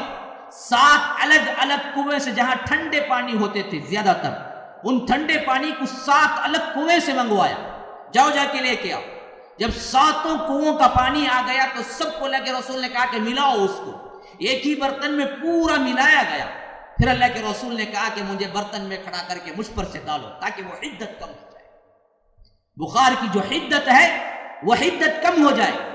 اور اصحاب رسول اللہ صلی اللہ علیہ وسلم نے وہ پانی کو اندھیرا تو اس حیثیت سے بخار کی حدت کم ہوئی۔ تھوڑا سا کھڑنے کے لیے اللہ کے رسول صلی اللہ علیہ وسلم کو ہمت ملی تو حضرت علی، ایک روایت میں ہے کہ حضرت فضیل حضرت عباس کے بیٹے، ان دونوں کی گردنوں پر، ان دونوں کے مونڈھوں پر اپنے ہاتھوں کو رکھ کے اللہ کے رسول صلی اللہ علیہ وسلم چل کے آنے کی کوشش کی، جبکہ چلا نہیں جا رہا تھا اور اللہ کے رسول کے پیر زمین پہ رینگ رہے تھے۔ اصحاب رسول اللہ صلی اللہ علیہ وسلم کے الفاظ ہیں، پاؤں زمین پہ نہیں ٹک رہا تھا، قدم نہیں ٹک رہا تھا، بلکہ صرف رینگ رہے تھے۔ اس طرح اللہ کے رسول پاؤں کو گھسیٹتے ہوئے آئے، ایسے وقت میں بھی آ کے نماز ادا کی۔ پھر اس کے مخاطب ہی اللہ کے رسول صلی اللہ علیہ وسلم منبر پہ بیٹھ کے کہا کہ لوگوں یاد رکھو، اس دنیا میں اپنے معاملات کو نمٹا لینا کہیں زیادہ بہتر ہے کہ اس کے بعد اللہ تبارک و تعالی حشر کے میدان میں ہم سے بدلہ لے، بدلے کا اتنا خیال۔ تو پھر اعلان کیا کہ لوگوں یاد رکھو، یہ قرض کا، یہ معاملات کا، آپس میں لین دین کا یہی سلجھاؤ کر لو، یہی صلح کر لو۔ کل قیامت کے دن سوائے جو سکہ چلے گا وہ نیکیوں کا سکہ ہوگا، روپیوں کا نہیں ہوگا۔ تو آج میں اعلان کرتا ہوں، میں نے کسی سے قرض لیا ہو تو وہ بتلا دے، میں اس کا قرض ادا کرنے کے لیے تیار ہوں۔ اللہ اکبر! اصحاب رسول اللہ کیفیت دیکھیے، کیا کیفیت! عام انسان بھی جب بیماری میں ہوتا ہے تو دوست نہیں پوچھتا، عام انسان بھی بیماری میں ہوتا ہے تو دوست نہیں پوچھتا، اور پوچھنا اس کے لیے معیوب سمجھتا ہے۔ لیکن قربان جائیے اللہ کے رسول صلی اللہ علیہ وسلم کے عدل و انصاف پر کہ اللہ کے رسول نے کہا کہ لوگوں یاد رکھو، اگر میں نے کبھی بھول چوک ہو گئی میرے سے بھی اور میں قرض لے لیا ہوں تو تم بتا دو، کل کے دن اللہ تبارک و تعالی حشر کے میدان میں پوچھے تو میں سپڑ جاؤں۔ اللہ کے رسول بار بار اعلان کر رہے تھے، کوئی صحابی کے اندر ہمت نہیں تھی، حتیٰ کہ اللہ کے رسول نے دلاسا دے کے کہا کہ نہیں، میں پورے اس کے ساتھ ہی پوچھ رہا ہوں، تم مجھے بتا دو۔ تو اس وقت ایک صحابی کھڑے ہوئے کہا کہ اللہ کے رسول 3 دینار ایک وقت آپ لیے تھے، شاید آپ بھول گئے ہیں۔ تو اللہ کے رسول نے حکم دیا کہ میری طرف سے 3 دینار ادا کرو۔ تو اسی اثنا میں دوسرے ایک ساتھی کھڑے ہوئے کہا اے اللہ کے رسول، میں آپ کو 3 دینار دینا تھا ایک مرتبہ، میں نہیں دیا۔ کہا کہ اس سے 3 دینار لے لو۔ پھر اس کے بعد پورا معاملہ طے ہوا، اللہ کے رسول صلی اللہ علیہ وسلم گھر گئے۔ پھر اس کے بعد کی تقریباً 17 نمازیں وہ ہیں جو اللہ کے رسول صلی اللہ علیہ وسلم گھر سے باہر نہ نکل سکے۔ جب نماز قائم ہوئی، اذان ہو گئی، اللہ کے رسول صلی اللہ علیہ وسلم کے انتظار میں صحابہ کھڑے رہ گئے۔ اللہ کے رسول بے ہوش تھے، ہوش آیا تو کہا کہ نماز پڑھ لی؟ کہا کہ اللہ کے رسول نماز نہیں پڑھی ہے، آپ کے انتظار میں ہیں۔ کہا کہ مجھے اٹھاؤ۔ جب اٹھا کے بٹھائے تو اللہ کے رسول پھر دراصل بے ہوش ہو کے گر پڑے۔ پھر تھوڑی دیر اسی حالت میں رہی، پھر افاقہ ہوا، ہوش آیا تو سب سے پہلے پوچھا کیا نماز پڑھ لی؟ کہا کہ نہیں اللہ کے رسول آپ ہی کے انتظار میں۔ کہا کہ مجھے اٹھاؤ۔ پھر اٹھا کے کھڑا کیا تو پھر بے ہوش ہو کے گر پڑے۔ کیا اس سے بڑھ کر کہیں اور مقام تھا کہ نماز معاف ہو جاتی؟ ہمارے اوپر یہ حالتیں آنے کے باوجود بھی کیا ہم کبھی کہیں نماز کو چھوڑ سکتے؟ یہ تو بہت دور کی بات ہے. ہم تو کیا ہے بات بات میں نماز کو چھوڑ دیتے ہیں. ایسی حالت میں تو ہم خود فیصلہ کر لیں گے کہ نماز ہم تو کیا ہے ہمارے اوپر معاف ہو گئی. لیکن اللہ کے رسول صلی اللہ علیہ وسلم کا کردار دیکھیے نماز کے معاملے میں. پھر تیسری مرتبہ جب اٹھے کہا کہ نماز ہو گئی. کہا کہ اللہ کے رسول نہیں، نماز کے لیے انتظار کیا جا رہا ہے. کہا کہ ابو بکر سے کہو کہ وہ نماز پڑھے. اس وقت کہا اللہ کے رسول صلی اللہ علیہ وسلم نے ابو بکر سے کہو کہ وہ نماز پڑھائے. پھر 17 نمازیں وہ ہیں جو حضرت ابو بکر صدیق رضی اللہ عنہ نے پڑھایا.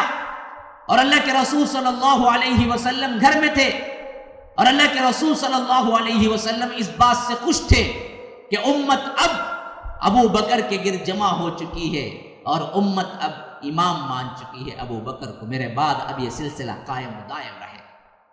آخری دن اللہ کے رسول صلی اللہ علیہ وسلم 12 ربیع الاول کی صبح فجر کی نماز میں کچھ افاقہ ہوا، پردہ تھا بیچ میں، مسجد نبوی اس طرف تھی، اور پردہ اٹھائے تو مسجد نبوی کا منظر دکھتا تھا. اللہ کے رسول صلی اللہ علیہ وسلم آخری وقت میں فجر کی نماز میں پردہ اٹھائے، جبکہ ابو بکر صدیق کے ماتحتی میں تمام صحابہ نماز پڑھ رہے تھے. اور بعض صحابہ کو اس اٹھانے کے اشارے سے پتہ چل گیا کہ اللہ کے رسول صلی اللہ علیہ وسلم ہمیں دیکھ رہے ہیں. اور اتنا زیادہ کہ بعض صحابہ غری میں روایت کر رہے ہیں کہ ہمیں فطرے میں پڑھنے کا اندیشہ ہو گیا، یعنی ہمیں اتنی خوشی اندر سے ہو رہی تھی کہ ہم نماز توڑ دینے والے تھے. ایسی حالت پیش آ رہی تھی. اور اللہ کے رسول صلی اللہ علیہ وسلم تھوڑی دیر تک اٹھا کے دیکھا اور حضرت ابو بکر صدیق کی معیت میں پڑھ رہے تھے. تو اللہ کے رسول صلی اللہ علیہ وسلم نے حضرت عائشہ سے ذکر کیا کہ اس امت ابو بکر کے علاوہ کسی کو امام ماننے والی نہیں ہے. یہ ابو بکر کی فضیلت میں روایتیں آئی ہیں. اور اسی طرح ان 5 دنوں کے اندر اللہ کے رسول صلی اللہ علیہ وسلم ایک مرتبہ پوچھے نماز ہو رہی ہے. کہا کہ اللہ کے رسول انتظار کیا گیا، اور آپ کی بے ہوش ہونے کی وجہ سے ابو بکر نے نماز شروع کی ہے. اللہ کے رسول صلی اللہ علیہ وسلم نے کہا کہ مجھے کیا ہے سہارا دو. پھر سہارے ہی پہ آئے تو صحابہ سب کے سب پیچھے ہٹنا شروع ہو گئے. اللہ کے رسول صلی اللہ علیہ وسلم آگے بڑھے، حتیٰ کہ ابو بکر نے دیکھا تو ابو بکر بھی پیچھے ہٹ گئے. اللہ کے رسول صلی اللہ علیہ وسلم کھڑے ہو کے نماز پڑھانے کے متحمل نہیں تھے، تو اللہ کے رسول صلی اللہ علیہ وسلم بیٹھ گئے، اور ان کے پیچھے ابو بکر کھڑے ہو گئے. ان سب کے پیچھے اللہ کے رسول صلی اللہ علیہ وسلم کے صحابہ کھڑے ہو گئے. گویا کہ یہ سیدھے طور پر نشانی اور اطلاع تھی کہ میرے بعد ابو بکر کی خلافت میں تم سب جمع ہو. یہ اپنی ہی زندگی میں اشارہ دیا کہ ایک نماز میں خود اللہ کے رسول صلی اللہ علیہ وسلم بیٹھے ہوئے تھے، اور اس کی اقتدا پورے صحابہ نہیں کر رہے تھے. پہلے ابو بکر کر رہے تھے، صرف آگے سے وہ کھڑے ہو کے کر رہے تھے. ان کی اقتدا تمام صحابہ رضوان اللہ علیہم اجمعین کر رہے تھے. اللہ کے رسول صلی اللہ علیہ وسلم کی زندگی کا آخری لفظ 12 ربیع الاول کی صبح تھی. اللہ کے رسول صلی اللہ علیہ وسلم نماز فجر کے بعد چاشت کے وقت کے بعد انتقال فرمایا. کوئی نماز پینڈنگ نہیں تھی، یا کوئی نماز کا وقت بھی نہیں تھا. اللہ کے رسول صلی اللہ علیہ وسلم جبکہ ابو بکر صدیق نماز پڑھائے، اللہ کے رسول صلی اللہ علیہ وسلم سے ملاقات کی. پھر اس کے بعد بہت دنوں سے گاؤں نہیں گئے تھے، اپنے گاؤں کے لیے روانہ ہوئے. حضرت عائشہ صدیقہ رضی اللہ عنہ کہتی ہیں کہ اللہ کے رسول صلی اللہ علیہ وسلم نے آخری وقت میں ذکر فرمایا کہ مجھے پسند ہے کہ میں عائشہ کے حجرے میں رہوں آخری ایام، کیونکہ ہر ایک بیوی کا ایک دن ہوا کرتا تھا. لیکن آخری ایام میں تمام بیویوں کو جمع کیا اور کہا کہ میری خواہش ہے کہ میں عائشہ کے حجرے میں رہوں. تو تمام امہات المؤمنین نے کہا کہ اللہ کے رسول جو آپ کی خوشی ہے وہ ہماری خوشی ہے، آپ وہیں رہیے. تو اللہ کے رسول صلی اللہ علیہ وسلم حضرت عائشہ رضی اللہ عنہا عائشہ صدیقہ کے گھر میں تھے، اور اللہ کے رسول صلی اللہ علیہ وسلم کا سر حضرت عائشہ کے مانڈی پر تھا. حضرت عائشہ رضی اللہ عنہ کہہ رہی ہیں کہ اللہ کے رسول صلی اللہ علیہ وسلم مات بین حافظتی و نافذتی، میرے سینے اور میرے ران کے درمیان کے حصے میں وفات پائے. یعنی گویا کہ اللہ کے رسول مانڈی یوں رکھے ہوئے تھے حضرت عائشہ صدیقہ پر، اور زبان نہیں نکل رہی تھی، زبان بند ہو رہی تھی. ایسے وقت میں اللہ کے رسول صلی اللہ علیہ وسلم نے دیکھا عبد الرحمن بن ابی بکر اندر داخل ہوئے جو حضرت عائشہ کے بھائی ہیں، اور ان کے ہاتھ میں مسواک تھی. مسواک کو یوں دیکھا اللہ کے رسول نے، گویا کہ اشارہ کر رہے تھے مجھے مسواک کرنی ہے. تو اللہ کے رسول صلی اللہ علیہ وسلم سے حضرت عائشہ نے پوچھا اللہ کے رسول کیا مسواک کرنا چاہتے ہیں؟ کہا کہ ہاں. تو حضرت عبد الرحمن بن عوف سے وہ مسواک لی اور دیکھا کہ بہت سخت ہے، تو انہوں نے اپنے دانتوں سے اس کو چبایا چبایا چبایا یہاں تک کہ اس کو نرم کر دیا. پھر اس کے بعد اللہ کے رسول صلی اللہ علیہ وسلم کو دیا. تو اللہ کے رسول اس سے آخری فعل جو انجام دیا ہے اللہ کے رسول صلی اللہ علیہ وسلم، وہ مسواک کا فعل ہے، مسواک کرنا ہے. اللہ کے رسول صلی اللہ علیہ وسلم مسواک کیے. مسواک کرنے کے بعد پھر اس کے بعد حضرت عائشہ کہتی ہیں کہ مجھے سب سے بڑا امتیاز یہ ملا ہے کہ اللہ کے رسول میرے مانڈی پہ وفات پائے، اور سب سے بڑا امتیاز یہ ملا ہے کہ اللہ کے رسول کے جانے کے وقت میرا لعاب اور اللہ کے رسول صلی اللہ علیہ وسلم کا لعاب تھوک مل گیا تھا، کیونکہ مسواک میں نے چبا کر دی تھی، اس میں میرا لعاب ملا ہوا تھا. وہی لعاب سے اللہ کے رسول صلی اللہ علیہ وسلم نے مسواک کی. پھر اس کے بعد جب دانت صاف ہوتے، بہت پسند کرتے تھے دانتوں کو صاف رکھنا. اللہ کے رسول صلی اللہ علیہ وسلم نے فرمایا لولا ان اشق علی امتی لامرتهم بالسواک مع كل صلاۃ، اگر مجھے امت کی مشقت کا سوال نہ ہوتا تو میں ہر ایک نماز کے لیے ضروری قرار دیتا کہ مسواک کرنا. آج ہم مسواک کلی طور پہ چھوڑ چکے ہیں، ہمارے ہاں مسواک نہیں ہے. یہ سنت ہے. اللہ کے رسول صلی اللہ علیہ وسلم نے اتنی اہتمام کے ساتھ فرمایا اس سنت کو اپنانے کے لیے کہ اگر مجھے امت کی مشقت کا خیال نہ ہوتا تو میں ہر نماز کے لیے حکم دیتا کہ وہ مسواک کر کے آئے، یعنی ہر وضو کے وقت مسواک کریں یا ہر نماز کے لیے خصوصیت سے مسواک کریں. تو آخری عمل جو انجام پایا وہ عمل تھا مسواک کرنا. آخری قول جو انجام پایا حضرت عائشہ کہتی ہیں پھر اس کے بعد اللہ کے رسول کی زبان کم ہوتی چلی گئی، آواز آنی مشکل ہو گئی. میں نے کان رکھا کہ اللہ کے رسول کیا کہہ رہے تھے. تو اللہ کے رسول کہہ رہے تھے الصلاۃ الصلاۃ، نماز نماز نماز نماز. دیکھو نماز کو نہ چھوڑو، دیکھو نماز کو ضائع نہ کرو. نماز نماز. میرے کانوں میں جو آواز پڑھ رہے تھے وہ الصلاۃ الصلاۃ وما ملکت ایمانکم اللہم بالرفیق الاعلی اللہم بالرفیق الاعلی. یہ 3 الفاظ تھے جو اللہ کے رسول کہہ رہے ہیں.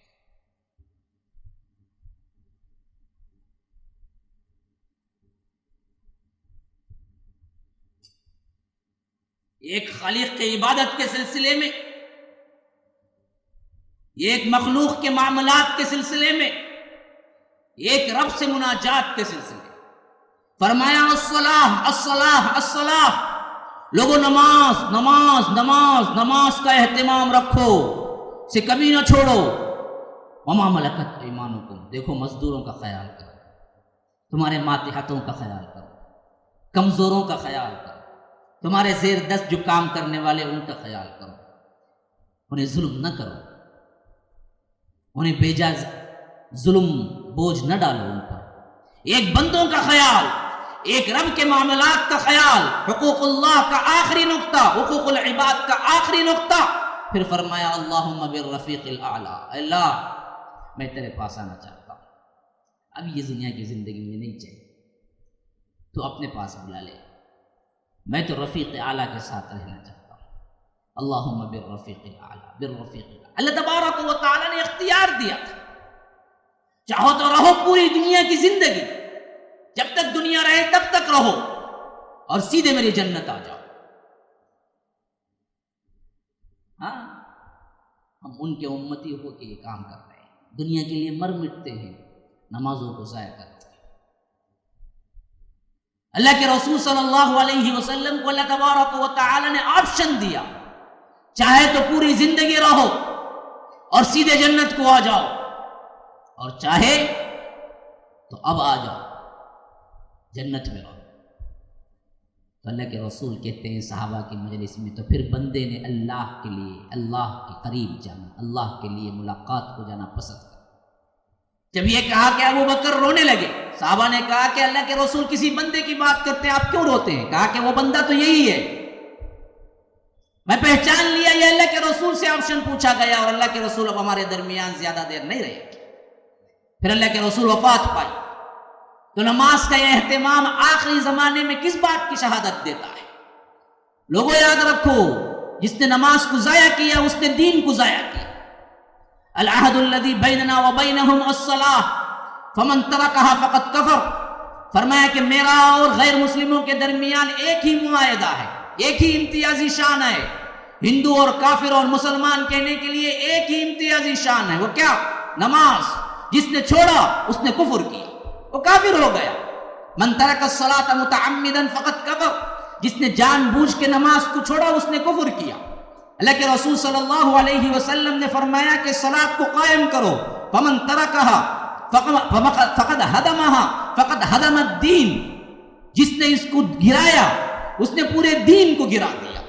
اللہ کے رسول صلی اللہ علیہ وسلم نے اسی حفاظت نماز کے سلسلے میں اتنی بڑی تاکید فرمائی کہ عبداللہ ابن ام مکتوم ایک صحابی ہے، اندھے صحابی، ایک روایت میں نام نہیں آیا، ایک روایت میں نام آیا ہے، ایک اندھے صحابی کا صرف ذکر ہے۔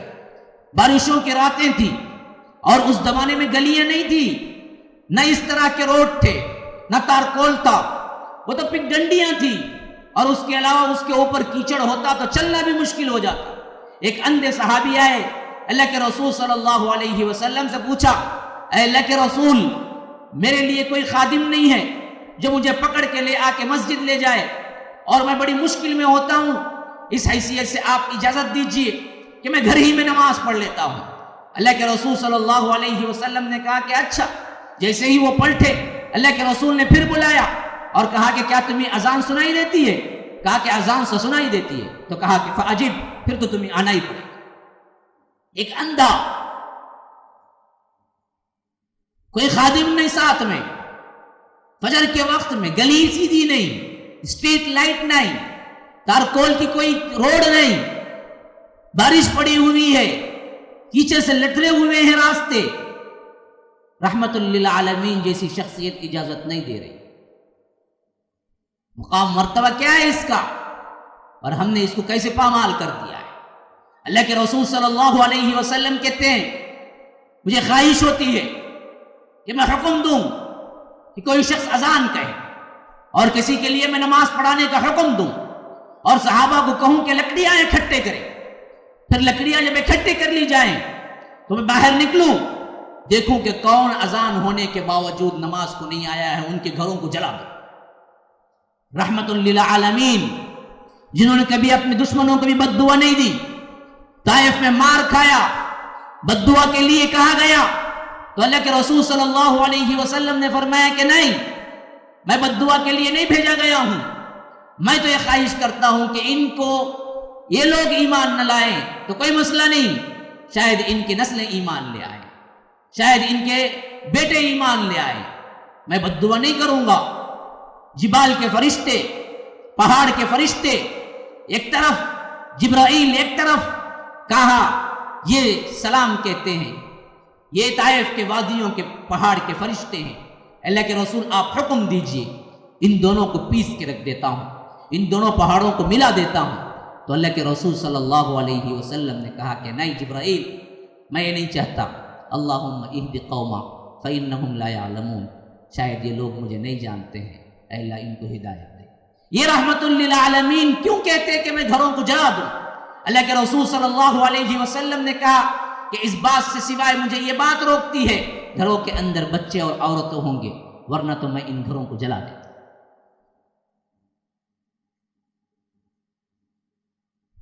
نماز مکمل دین ہے، نماز کا چھوڑنا دائمی جہنم کے نچلے گڑھے میں پڑے ہونے کا اور اللہ سے ناراضگی اور دور ہونے کا سبب ہے۔ سورہ مدثر میں فرمایا جہنمی جب دیکھیں گے بے نمازیوں اور جنت میں سے بھی انہیں دکھلایا جائے گا جو مسلمان ہو کے نماز نہیں پڑھتے تھے. کیوں؟ تاکہ عبرت ہو. دو مسلمان ہیں، ایک نمازی ہے ایک بے نمازی ہے، تو اللہ تبارک و تعالیٰ دکھلائے گا خاص کر جنتی لوگ جو نمازی بن کے گئے اور ساتھ میں رہنے والا جو بے نمازی تھا وہ جہنم میں ہے. دونوں بات کرو تاکہ کیا عبرت ہو جائے. ما سلککم فی سقر، وہاں پوچھیں گے جنتی، ارے تو تو مسلمان تھا، میرے ساتھ تھا، تجھے کس چیز میں جہنم لے آیا؟ جہیم، سقر، سعر، یہ سب جہنم کے نام ہیں. فرمایا ما سلککم فی سقر، ارے کیا ہو گیا، تو جہنم کیوں آیا؟ جواب کیا ملے گا؟ قالوا لم نک من المصلین، میں نماز پڑھنے والوں میں سے نہیں تھا. اگر نمازی فرض نہ ہوتی، کافر ہوتا، تو اس سے کیوں پوچھتے کہ تو نماز پڑھنے والوں میں سے نہیں تھا؟ وہ کیوں یہ جواب دیتا کہ میں نماز پڑھنے والوں میں سے نہیں تھا؟ معلوم ہو رہا ہے یہ سقر میں پہنچنے والا بندہ نام کا مسلمان تھا، نماز پڑھنے والا نہیں تھا، تو اسی وجہ سے وہ جواب دے رہا ہے. ما سلککم فی سقر، کس چیز تجھے جہنم میں لے آئی؟ قالوا لم نک من المصلین، نماز پڑھنے والوں میں سے. ولم نک نطعم المسکین، یتیموں مسکینوں کو کھانا کھلانے والا نہیں تھا. وَكُنَّا نَخُوضُ مَعَ الْخَائِضِينَ وَكُنَّا نُكَذِّبُ بِيَوْمِ الدِّينِ، یہی حال ہماری زندگی کا گزرتا رہا. حَتَّى أَتَانَا الْيَقِينَ، یہاں تک کہ موت نے پنجے گاڑ دیے ہم پر. اب وہاں واہ واہ، وہاں رونا پلانا کوئی کام نہ آیا. فَمَا تَنْفَعُهُمْ شَفَاعَةُ الشَّافِعِينَ، اب شفاعت کرنے والی کی کسی شفاعت بھی نفع نہیں دے سکتی. بے نمازی آج کہتا ہے کہ محمد رسول اللہ صلی اللہ علیہ وسلم شفاعت کر لیں، اللہ کہتا ہے کہ بے نمازی کی شفاعت نہیں کریں گے رسول بھی. بدبخت کو کیوں کریں جس نے نمازیں چھوڑی، اللہ تبارک و تعالیٰ کو یاد ہی نہیں کیا. فما تنفعهم شفاعت الشافعین، کوئی شفاعت اس دن کام نہیں دے گی انہیں. سب سے پہلے ترمذی کی روایت میں ہے اول ما یحاسب به العبد، سب سے پہلے اللہ تبارک و تعالیٰ کے نزدیک کھڑے ہونے پر سب سے پہلا سوال جو کیا جائے گا وہ کیا؟ الصلاۃ، نماز. نماز کیسی ہے تیری؟ نماز ٹھیک؟ دوسرے معاملات میں اللہ تبارک و تعالیٰ ایڈجسٹمنٹ کرے. نماز ہی ٹھیک نہیں، پھر وہاں سے بربادی،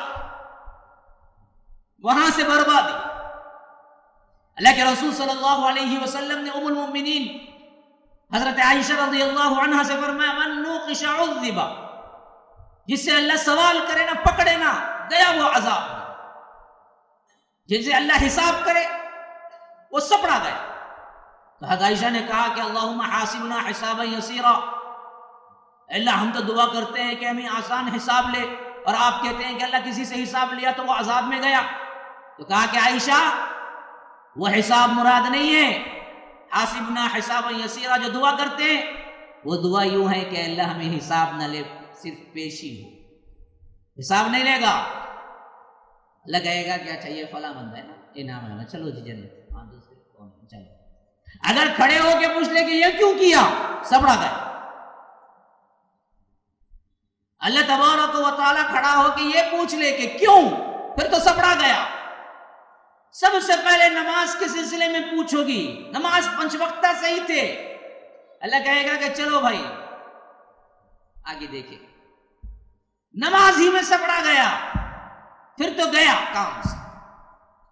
اللہ کے رسول صلی اللہ علیہ وسلم کہتے ہیں کہ اللہ تبارک و تعالیٰ کہے گا اس کی نماز دیکھو.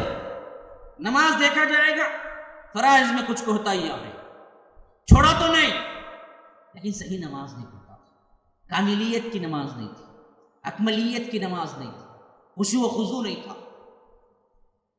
اللہ تعالیٰ کہے گا کہ اچھا اس کی نوافل دیکھو. ہاں نوافل ہے. اللہ کہے گا کہ ان نوافل کو اس میں ڈال کے سیٹ کر، برابر ہو جائے. اسی لیے بعض علماء کہتے ہیں کہ کلی نوافل اور سنن کو چھوڑ دینا یہ ہلاکت ہے. بعض لوگ نماز پڑھتے ہیں، ہمارے ہاں بہت زیادہ اس کا رواج ہو گیا. نماز صرف کیا ہے، فرائض کی حد تک جیسے ہی سلام پھیرے ایسے بھاگتے ہیں گویا کہ انہیں کیا ہے، یہاں پر کانٹے چبھے ہوئے ہیں. تو یاد رکھیے یہ کیا چیز ہے؟ سنن و نوافل کا اہتمام. ہاں یہ اور بات ہے، جاتے ہیں گھروں میں نماز پڑھنے کے لیے، بہت اچھی بات ہے، کیونکہ اللہ کے رسول صلی اللہ علیہ وسلم نے نماز نوافل اور سنن کے لیے بہتر گھر قرار دیا. گھر کا مطلب یہ نہیں کہ گھر ہی، یعنی وہ چھپی ہوئی جگہ جہاں پر لوگ نہ دیکھ سکے، تاکہ تکبر نہ آئے، تاکہ دکھاوا نہ ہو جائے، تاکہ ریاکاری نہ ہو جائے. کہاں آفس میں پڑھ لیتا ہو بندہ، کہاں کہیں چھپ کے پڑھ لیتا ہو بندہ، اس نیت سے جا رہا ہو، بالکل صحیح بات ہے. لیکن کوئی پڑھتا ہی نہیں ہے، پڑھنے کا سوال ہی نہیں پیدا ہوتا. وہ سمجھتا ہے کہ صرف فرائض، جیسے ہی سلام پھر بھاگنے میں لگا ہوتا ہے. تو یاد رکھیے ایسوں کی نمازوں میں کوتاہی آئے گی تو اللہ کہے کہ ان کے نوافل میں سے اٹھا کے کچھ ڈالو. نوافل ہی نہیں دیں گے تو پھر کہاں سے جائے گی؟ پھر تو بھی سپڑا گئے، پھر بھی سپڑا گئے. تو نوافل کا اہتمام کرو، خاص کر بڑا رکعت کا، جو کہ اللہ کے رسول صلی اللہ علیہ وسلم نے فرمایا کہ نماز فجر سے پہلے کے 2 رکعت، فرمایا اللہ نے 5 وقتہ نماز ہی تمہیں نہیں دی ہے، 5 وقتہ نماز ہی تمہیں نہیں دی ہے، اس سے بڑھ کر بھی بہت ایک فضیلت والی نماز دی. پوچھا گیا اللہ کے رسول وہ کون سی؟ کہا کہ نماز فجر کے پہلے کی 2 سنتیں. نماز فجر کی پہلے کی 2 سنتیں دنیا و ما فیہا، جو کچھ ہے اس سے بہتر ہے. صرف 2 رکعت، نماز فجر سے پہلے کی صرف 2 سنتیں. اللہ کے رسول صلی اللہ علیہ وسلم نے ہمیں بشارت دی ہے کہ دنیا کے اندر جو کچھ ہے، دنیا و ما فیہا کے اندر، اس سب سے بہتر یہ 2 رکعت ہے، جس کو اللہ کے رسول نے کہا کہ ہل کے پڑھ لینا اچھا ہے، یعنی لمبی نہیں پڑھنی چاہیے. حضرت عائشہ رضی اللہ عنہ کہتی ہیں کہ اللہ کے رسول ایسے پڑھتے تھے گویا کہ ہمیں شک ہوتا تھا کہ انہوں نے فاتحہ بھی صحیح پڑھی ہے یا نہیں، یعنی اتنی جلدی پڑھ لیتے تھے. یہ 2 رکعت. تو یہ 2 رکعت نماز ظہر سے پہلے 2 اور بعد میں 4، پہلے 4 اور بعد میں 2، 6، یہ 2، 8، مغرب کے بعد 2، 10، عشاء کے بعد 2، 12. ان 12 رکعتوں کا اہتمام کوئی کرتا ہے تو اللہ کے رسول صلی اللہ علیہ وسلم نے کہا کہ جنت میں اس کے لیے ایک الگ سا محل تیار ہوتا ہے. جنت میں اس کے لیے الگ سا ایک محل تیار ہوتا ہے. یہ نوافل کی پابندی کے ساتھ اس کو مکمل کرو. اللہ کے رسول صلی اللہ علیہ وسلم نے 5 وقتہ نمازوں کو پورے اہتمام کے ساتھ پڑھنے والوں کی مثال کیا دی؟ بتایا آپ کو. ایک صحابی کے ساتھ اللہ کے رسول صلی اللہ علیہ وسلم گھر سے باہر نکلے. کہا کہ صحابی یاد رکھ، اگر کسی کے گھر کے سامنے نہر ہو اور بالکل پاک صاف شفاف پانی وہاں پر رہ رہا ہو اور وہ دن میں 5 مرتبہ اس میں غسل کرتا ہو تو کیا اس کے بدن پہ کوئی میل کچیل ہوگا؟ تو صحابی نے کہا ہے کہ اللہ کے رسول ہم اندازہ بھی نہیں کر سکتے کہ اس پر کوئی میل ہوگا. تو کہا کہ ایسا ہی ہے جو 5 وقتہ نماز پڑھنے والا ہے، اس پر گناہوں کا کوئی میل کچیل نہیں ہوتا، اللہ سب گناہ معاف کر دیتا ہے. اللہ کے رسول صلی اللہ علیہ وسلم نے فرمایا نماز فجر کے بعد سے ظہر تک گناہ معاف ہو جاتے ہیں. ظہر پڑھ لیا، ظہر سے لے کر عصر تک گناہ معاف ہو جاتے ہیں، عصر پڑھ لیا. عصر سے لے کے مغرب تک درمیان میں جتنے گناہ کیا معاف کر دیتے ہیں مغرب تک. مغرب سے لے کے عشاء تک جتنے گناہ درمیان میں کیا معاف ہو جاتے ہیں. عشاء سے لے کے فجر تک جتنے گناہ کیا معاف ہو جاتے ہیں. اللہ کے رسول صلی اللہ علیہ وسلم نے فرمایا عشاء کی نماز باجماعت پڑھنے والا پھر باجماعت نماز فجر پڑھنے والا ایسا ہے گویا کہ پوری رات نماز پڑھنے والا ہے. نمازوں کو ضائع نہ کرو، نمازوں کی جماعتوں کو نہ چھوڑو. اللہ کے رسول صلی اللہ علیہ وسلم ابو ذر کے ساتھ نکلے. موسم سرما تھا، یعنی وہ زمانہ جس میں درختوں کے پتے گر جاتے ہیں، بہار جس میں درختوں کے پتے ابھر کے آتے ہیں، باغ و بہار ہوتا ہے. اس کا بالکل اپوزٹ زمانہ ہے سرما، جس میں کیا ہے پتے جھڑ جاتے. تو اللہ کے رسول صلی اللہ علیہ وسلم ایک سوکھے درخت پہ ہاتھ رکھا. کہا کہ ابو ذر اس کو میں ہلاؤں؟ کہا کہ ہاں اللہ کے رسول. ہلائے 2 مرتبہ اور تمام پتے جو تھے وہ سوکھے پتے گر کے نیچے آ گئے. اللہ کے رسول صلی اللہ علیہ وسلم نے کہا کہ ابو ذر تم نے دیکھا کیا ہوا؟ کہا کہ ہاں اللہ کے رسول جتنے پتے تھے سب جھڑ گئے. کہا کہ یہی بات ہے جو 5 وقتہ نماز پڑھتا ہے اس کے گناہ اسی طرح جھڑ جاتے ہیں. اللہ کے رسول صلی اللہ علیہ وسلم نے فرمایا کہ جو کوئی احسن الوضو پوری اکملیت کے ساتھ نیت کے ساتھ وضو کرتا ہے تو اللہ تبارک و تعالی اس کے گناہوں کو پورے اعضاء جتنے وضو کے ہیں ان میں سے جو وہ کیا ہے وہ نکال دیتا ہے، حتیٰ کہ میں دیکھتا ہوں کہ اس کے ناخنوں سے بھی اس کے گناہ نکل رہے ہیں۔ ہاتھ دھویا تو ہاتھ کے گناہ، چہرہ دھویا تو چہرے کا گناہ، پاؤں دھویا تو پاؤں کا گناہ اللہ تبارک و تعالی معاف کر دیتا ہے۔ اللہ تبارک و تعالی نے فرمایا اقم الصلاۃ طرفی النہار وزلفا من اللیل ان الحسنات یذہبن السیئات ذالک ذکری للذاکرین۔ اقم الصلاۃ، نماز قائم کرو، طرفا النہار، صبح و شام کے کناروں پر، پوری نمازیں اس کے اندر آ گئی، وزلفا من اللیل، اور رات میں دونوں کنارے، فجر اور عشاء یہ دونوں کنارے، مغرب اور عصر، اور درمیان میں ظہر کی نماز، یہ پورے دو کناروں کے درمیان 5 وقت نمازیں آ گئی۔ فرمایا وَزُلَفًا مِّنَ اللَّيْلِ، رات کے جوف میں تہجد۔ ایسا کر لیتا ہے کوئی بندہ، ایسا عبادت گزار بن جاتا ہے تو ان الحسنات یذہبن السیئات، کوئی دعائی کرنے کی ضرورت نہیں ہے، نیکیاں اس کو برائیاں تبدیل کر دیتی ہیں، وہ مٹا دیتی ہیں گویا کہ۔ جتنی نیکیاں یہ کرتا جا رہا ہے، ایک نماز کے بعد ایک نماز کے بعد ایک نماز، بیچ میں جو بھی برائیاں ہو جاتی ہیں چھوٹے موٹے وہ خود معاف ہو جاتی ہیں۔ اللہ تبارک و تعالیٰ ان نیکیوں کے لیے وہ معاف کر دیتا ہے۔ ان الحسنات یذہبن السیئات، بے شک نیکیاں برائیوں کو لے جاتی ہیں، ختم ہو جاتا ہے بندہ پاک صاف ہو جاتا ہے۔ مجمع الزوائد کی روایت ہے جو کوئی بھی 5 وقت نماز پڑھتا ہے اور وضو پورا کامل کرتا ہے تو وہ ایسے ہوتا ہے گویا کہ ابھی ماں کے پیٹ سے جنا ہے، معصوم۔ نماز اللہ کے رسول صلی اللہ علیہ وسلم نے پورا اہتمام زندگی میں کر کے بتلایا۔ اپنے سفر میں، اپنے حضر میں، اپنے مرض میں، اپنے جہاد میں، اپنے معاملات میں، اپنی خلوت کی زندگی میں، اپنی جلوت کی زندگی میں کبھی اللہ کے رسول صلی اللہ علیہ وسلم نے نماز نہیں چھوڑا ہے۔ اور اللہ کے رسول صلی اللہ علیہ وسلم کی زیادہ تر زندگی سفر میں کٹی، لیکن کوئی سفر ایسا نہیں جس میں اللہ کے رسول صلی اللہ علیہ وسلم نے نماز چھوڑا ہو۔ حتیٰ کہ اللہ کے رسول صلی اللہ علیہ وسلم جتنے سفر کیے اس میں 99.9% سفر جہاد کے تھے۔ جہاد کے سفروں میں بھی اللہ کے رسول صلی اللہ علیہ وسلم نے کوئی نماز نہیں چھوڑی۔ حتیٰ کہ خندق کا معاملہ ہوا جس میں اللہ کے رسول صلی اللہ علیہ وسلم نماز عصر، نماز مغرب اس کو چھوڑنا پڑا، مشکل ہوئی۔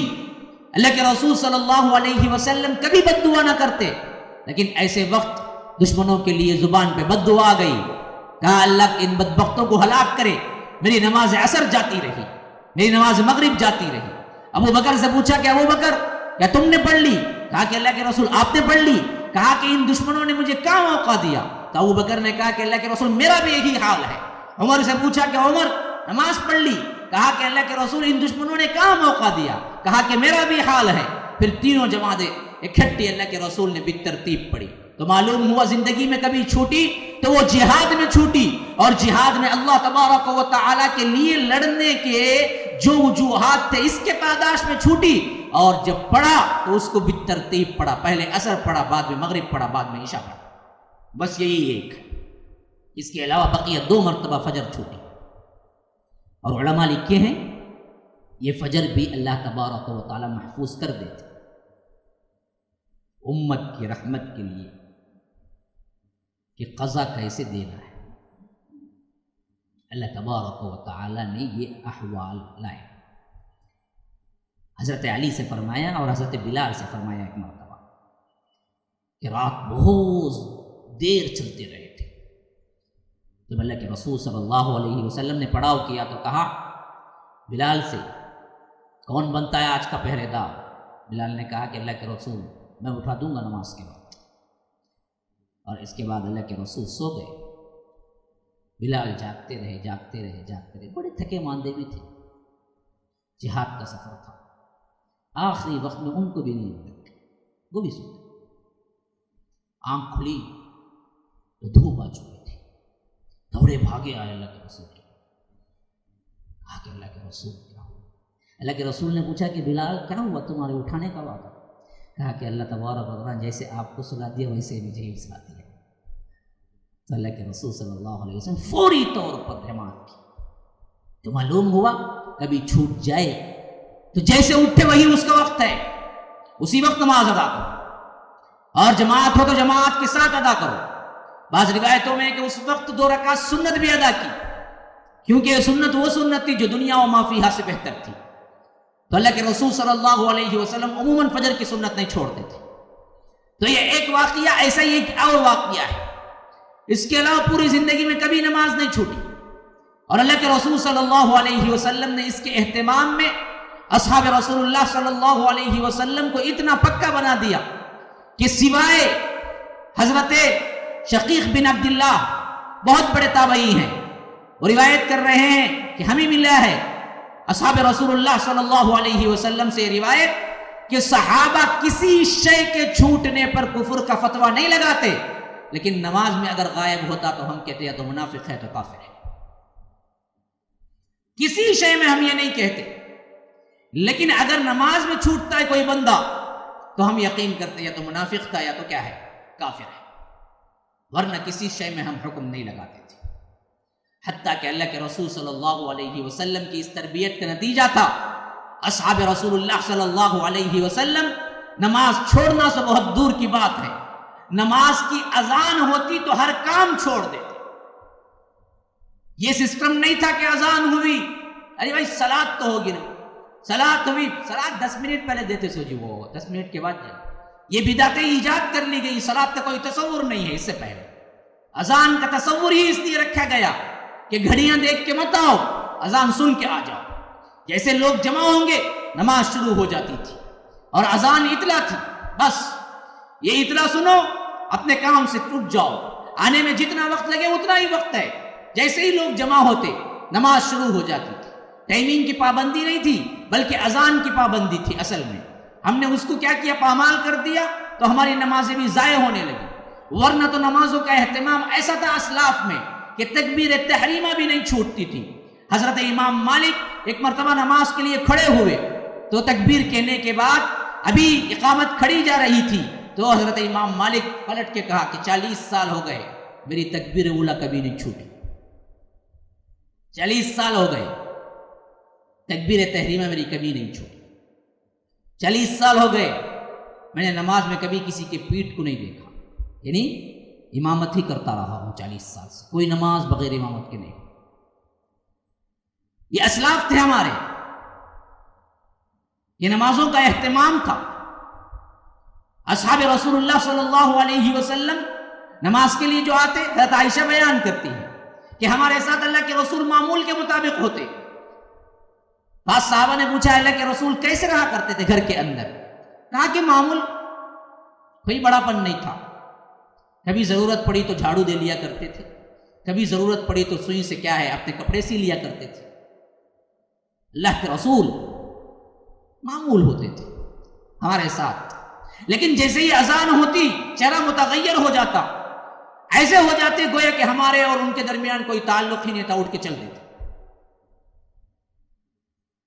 اذان کا یہ اہتمام تھا اللہ کے رسول صلی اللہ علیہ وسلم کے پاس، اور صحابہ کا کوئی تصور نہیں تھا کہ اذان کے بعد بھی جماعت کے لیے نہ جائیں.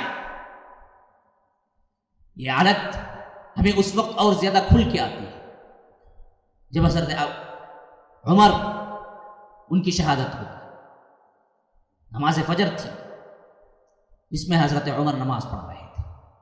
پہلی رکعت کا دوران چل رہا تھا اور وہ ابو لؤلؤ فیروز نے خنجر مارا، جس سے حضرت عمر بے ہوشوں کے نیچے گر پڑے، لیکن گرتے وقت پیچھے سے عبد الرحمن بن عوف کو کھینچ لیے، مصلی پہ کھڑا کر دیا.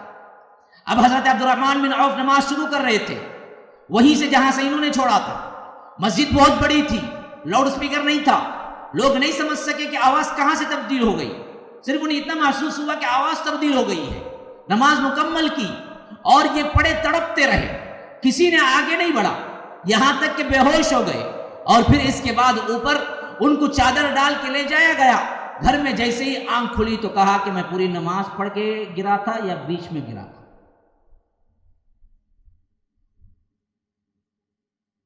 کن کیفیات میں نماز کا اہتمام رکھا ہے اور ہم نے کیسے اس کو ضائع کر دیا. میں نے طریقے پر کوئی بات نہیں کی ہے، میں نے صفات پہ ابھی کوئی بات نہیں کی ہے، وقت مجھے اجازت نہیں دیتا ہے، ورنہ تو میں طریقہ وغیرہ بھی کچھ باتیں کیا ہیں جو عام غلط العام ہیں ہمارے ہاں نماز کے سلسلے میں، وہ باتیں میں ذکر کرنا چاہتا تھا، لیکن صرف اہمیت پر بات ختم ہو گئی۔ تو یاد رکھو مسلمانوں، یہ جو لب لباب ہے وہ میرے ایک عنوان کا ایک جواب ہے۔ دنیا و آخرت کا سب سے بڑا بد نصیب کون؟ بے نمازی۔ کون کون کون؟ ہاں، بے نمازی خود کہہ کے بے نمازی نہ بن جاؤ، دنیا و آخرت کا بد نصیب ترین انسان خود نہ بن جاؤ، اس کی دنیا بھی گئی، اس کا دین بھی گیا۔ برکتوں کا نزول، رحمتوں کا نزول نماز سے شروع ہوتا ہے، خواہ اس کی دنیا ہی کیوں نہ ہو، اور آخرت کی فلاح نماز سے شروع ہوتی ہے۔ جس نے اس کو کھویا، دین و دنیا کی کامیابی کھو دی۔ کبھی نماز کو آسان نہ سمجھنا، کبھی تساہل نہ کرنا، کبھی کسل مندی کی وجہ سے نماز کو نہ چھوڑنا۔ بولو پابندی کریں گے؟ اللہ تبارک و تعالی ہمیں نمازی بنائے، اور 5 وقتہ اللہ تبارک و تعالی مکمل شروط کے ساتھ تکبیر اولیٰ کے ساتھ نماز پڑھنے کی توفیق عطا فرمائے۔ ھذا وباللہ التوفیق، صلی اللہ وسلم علی نبینا محمد۔ اسأل اللہ لی ولکم ولسائر المسلمین من کل ذنب فاستغفروه انہ هو الغفور الرحیم۔ تو اس سلسلے میں بعض سوال بھی آ گئے ہیں، بھائی صاحب نے سوال کیا ہے۔ تو سب سے پہلا سوال آپ کا یہ ہے کہ نماز کے علاوہ شکرانے کے طور پر یا کوئی گناہ یاد آ گیا اور اسی طرح اللہ تبارک و تعالیٰ کا پناہ مانگنے کے طور پر اچانک الگ سے سجدہ کیا جا سکتا ہے؟ تو یہ سوال دراصل اسے سنت نہ بنا لینا، جائز ہے، احادیث میں ہمیں ملتا ہے، اللہ کے رسول سجدہ شکر بھی بجا لائے ہیں، اور اسی طرح کیا ہے عام مواقع پر دعائیں بھی کی ہیں۔ لیکن بعض لوگ اس کے لیے کیا ہیں خصوصی طور پر ہر نماز کے بعد الگ سے سجدے میں جا کے دعا کرتے ہیں۔ یہ چیز سنت سے ثابت نہیں ہے، یہ چیز نہیں کرنا چاہیے۔ دعا الگ چیز ہے، سجدے میں دعا کرنے کا جو اللہ تبارک و تعالیٰ سے قریب ہونے کا ذکر ہے وہ نماز کے سجدے میں، الگ سے سجدے میں نہیں ہے۔ نماز کے سجدے میں آپ کو عربی آتی ہو تو نوافل کے سجدے میں آپ کیا کر سکتے ہیں؟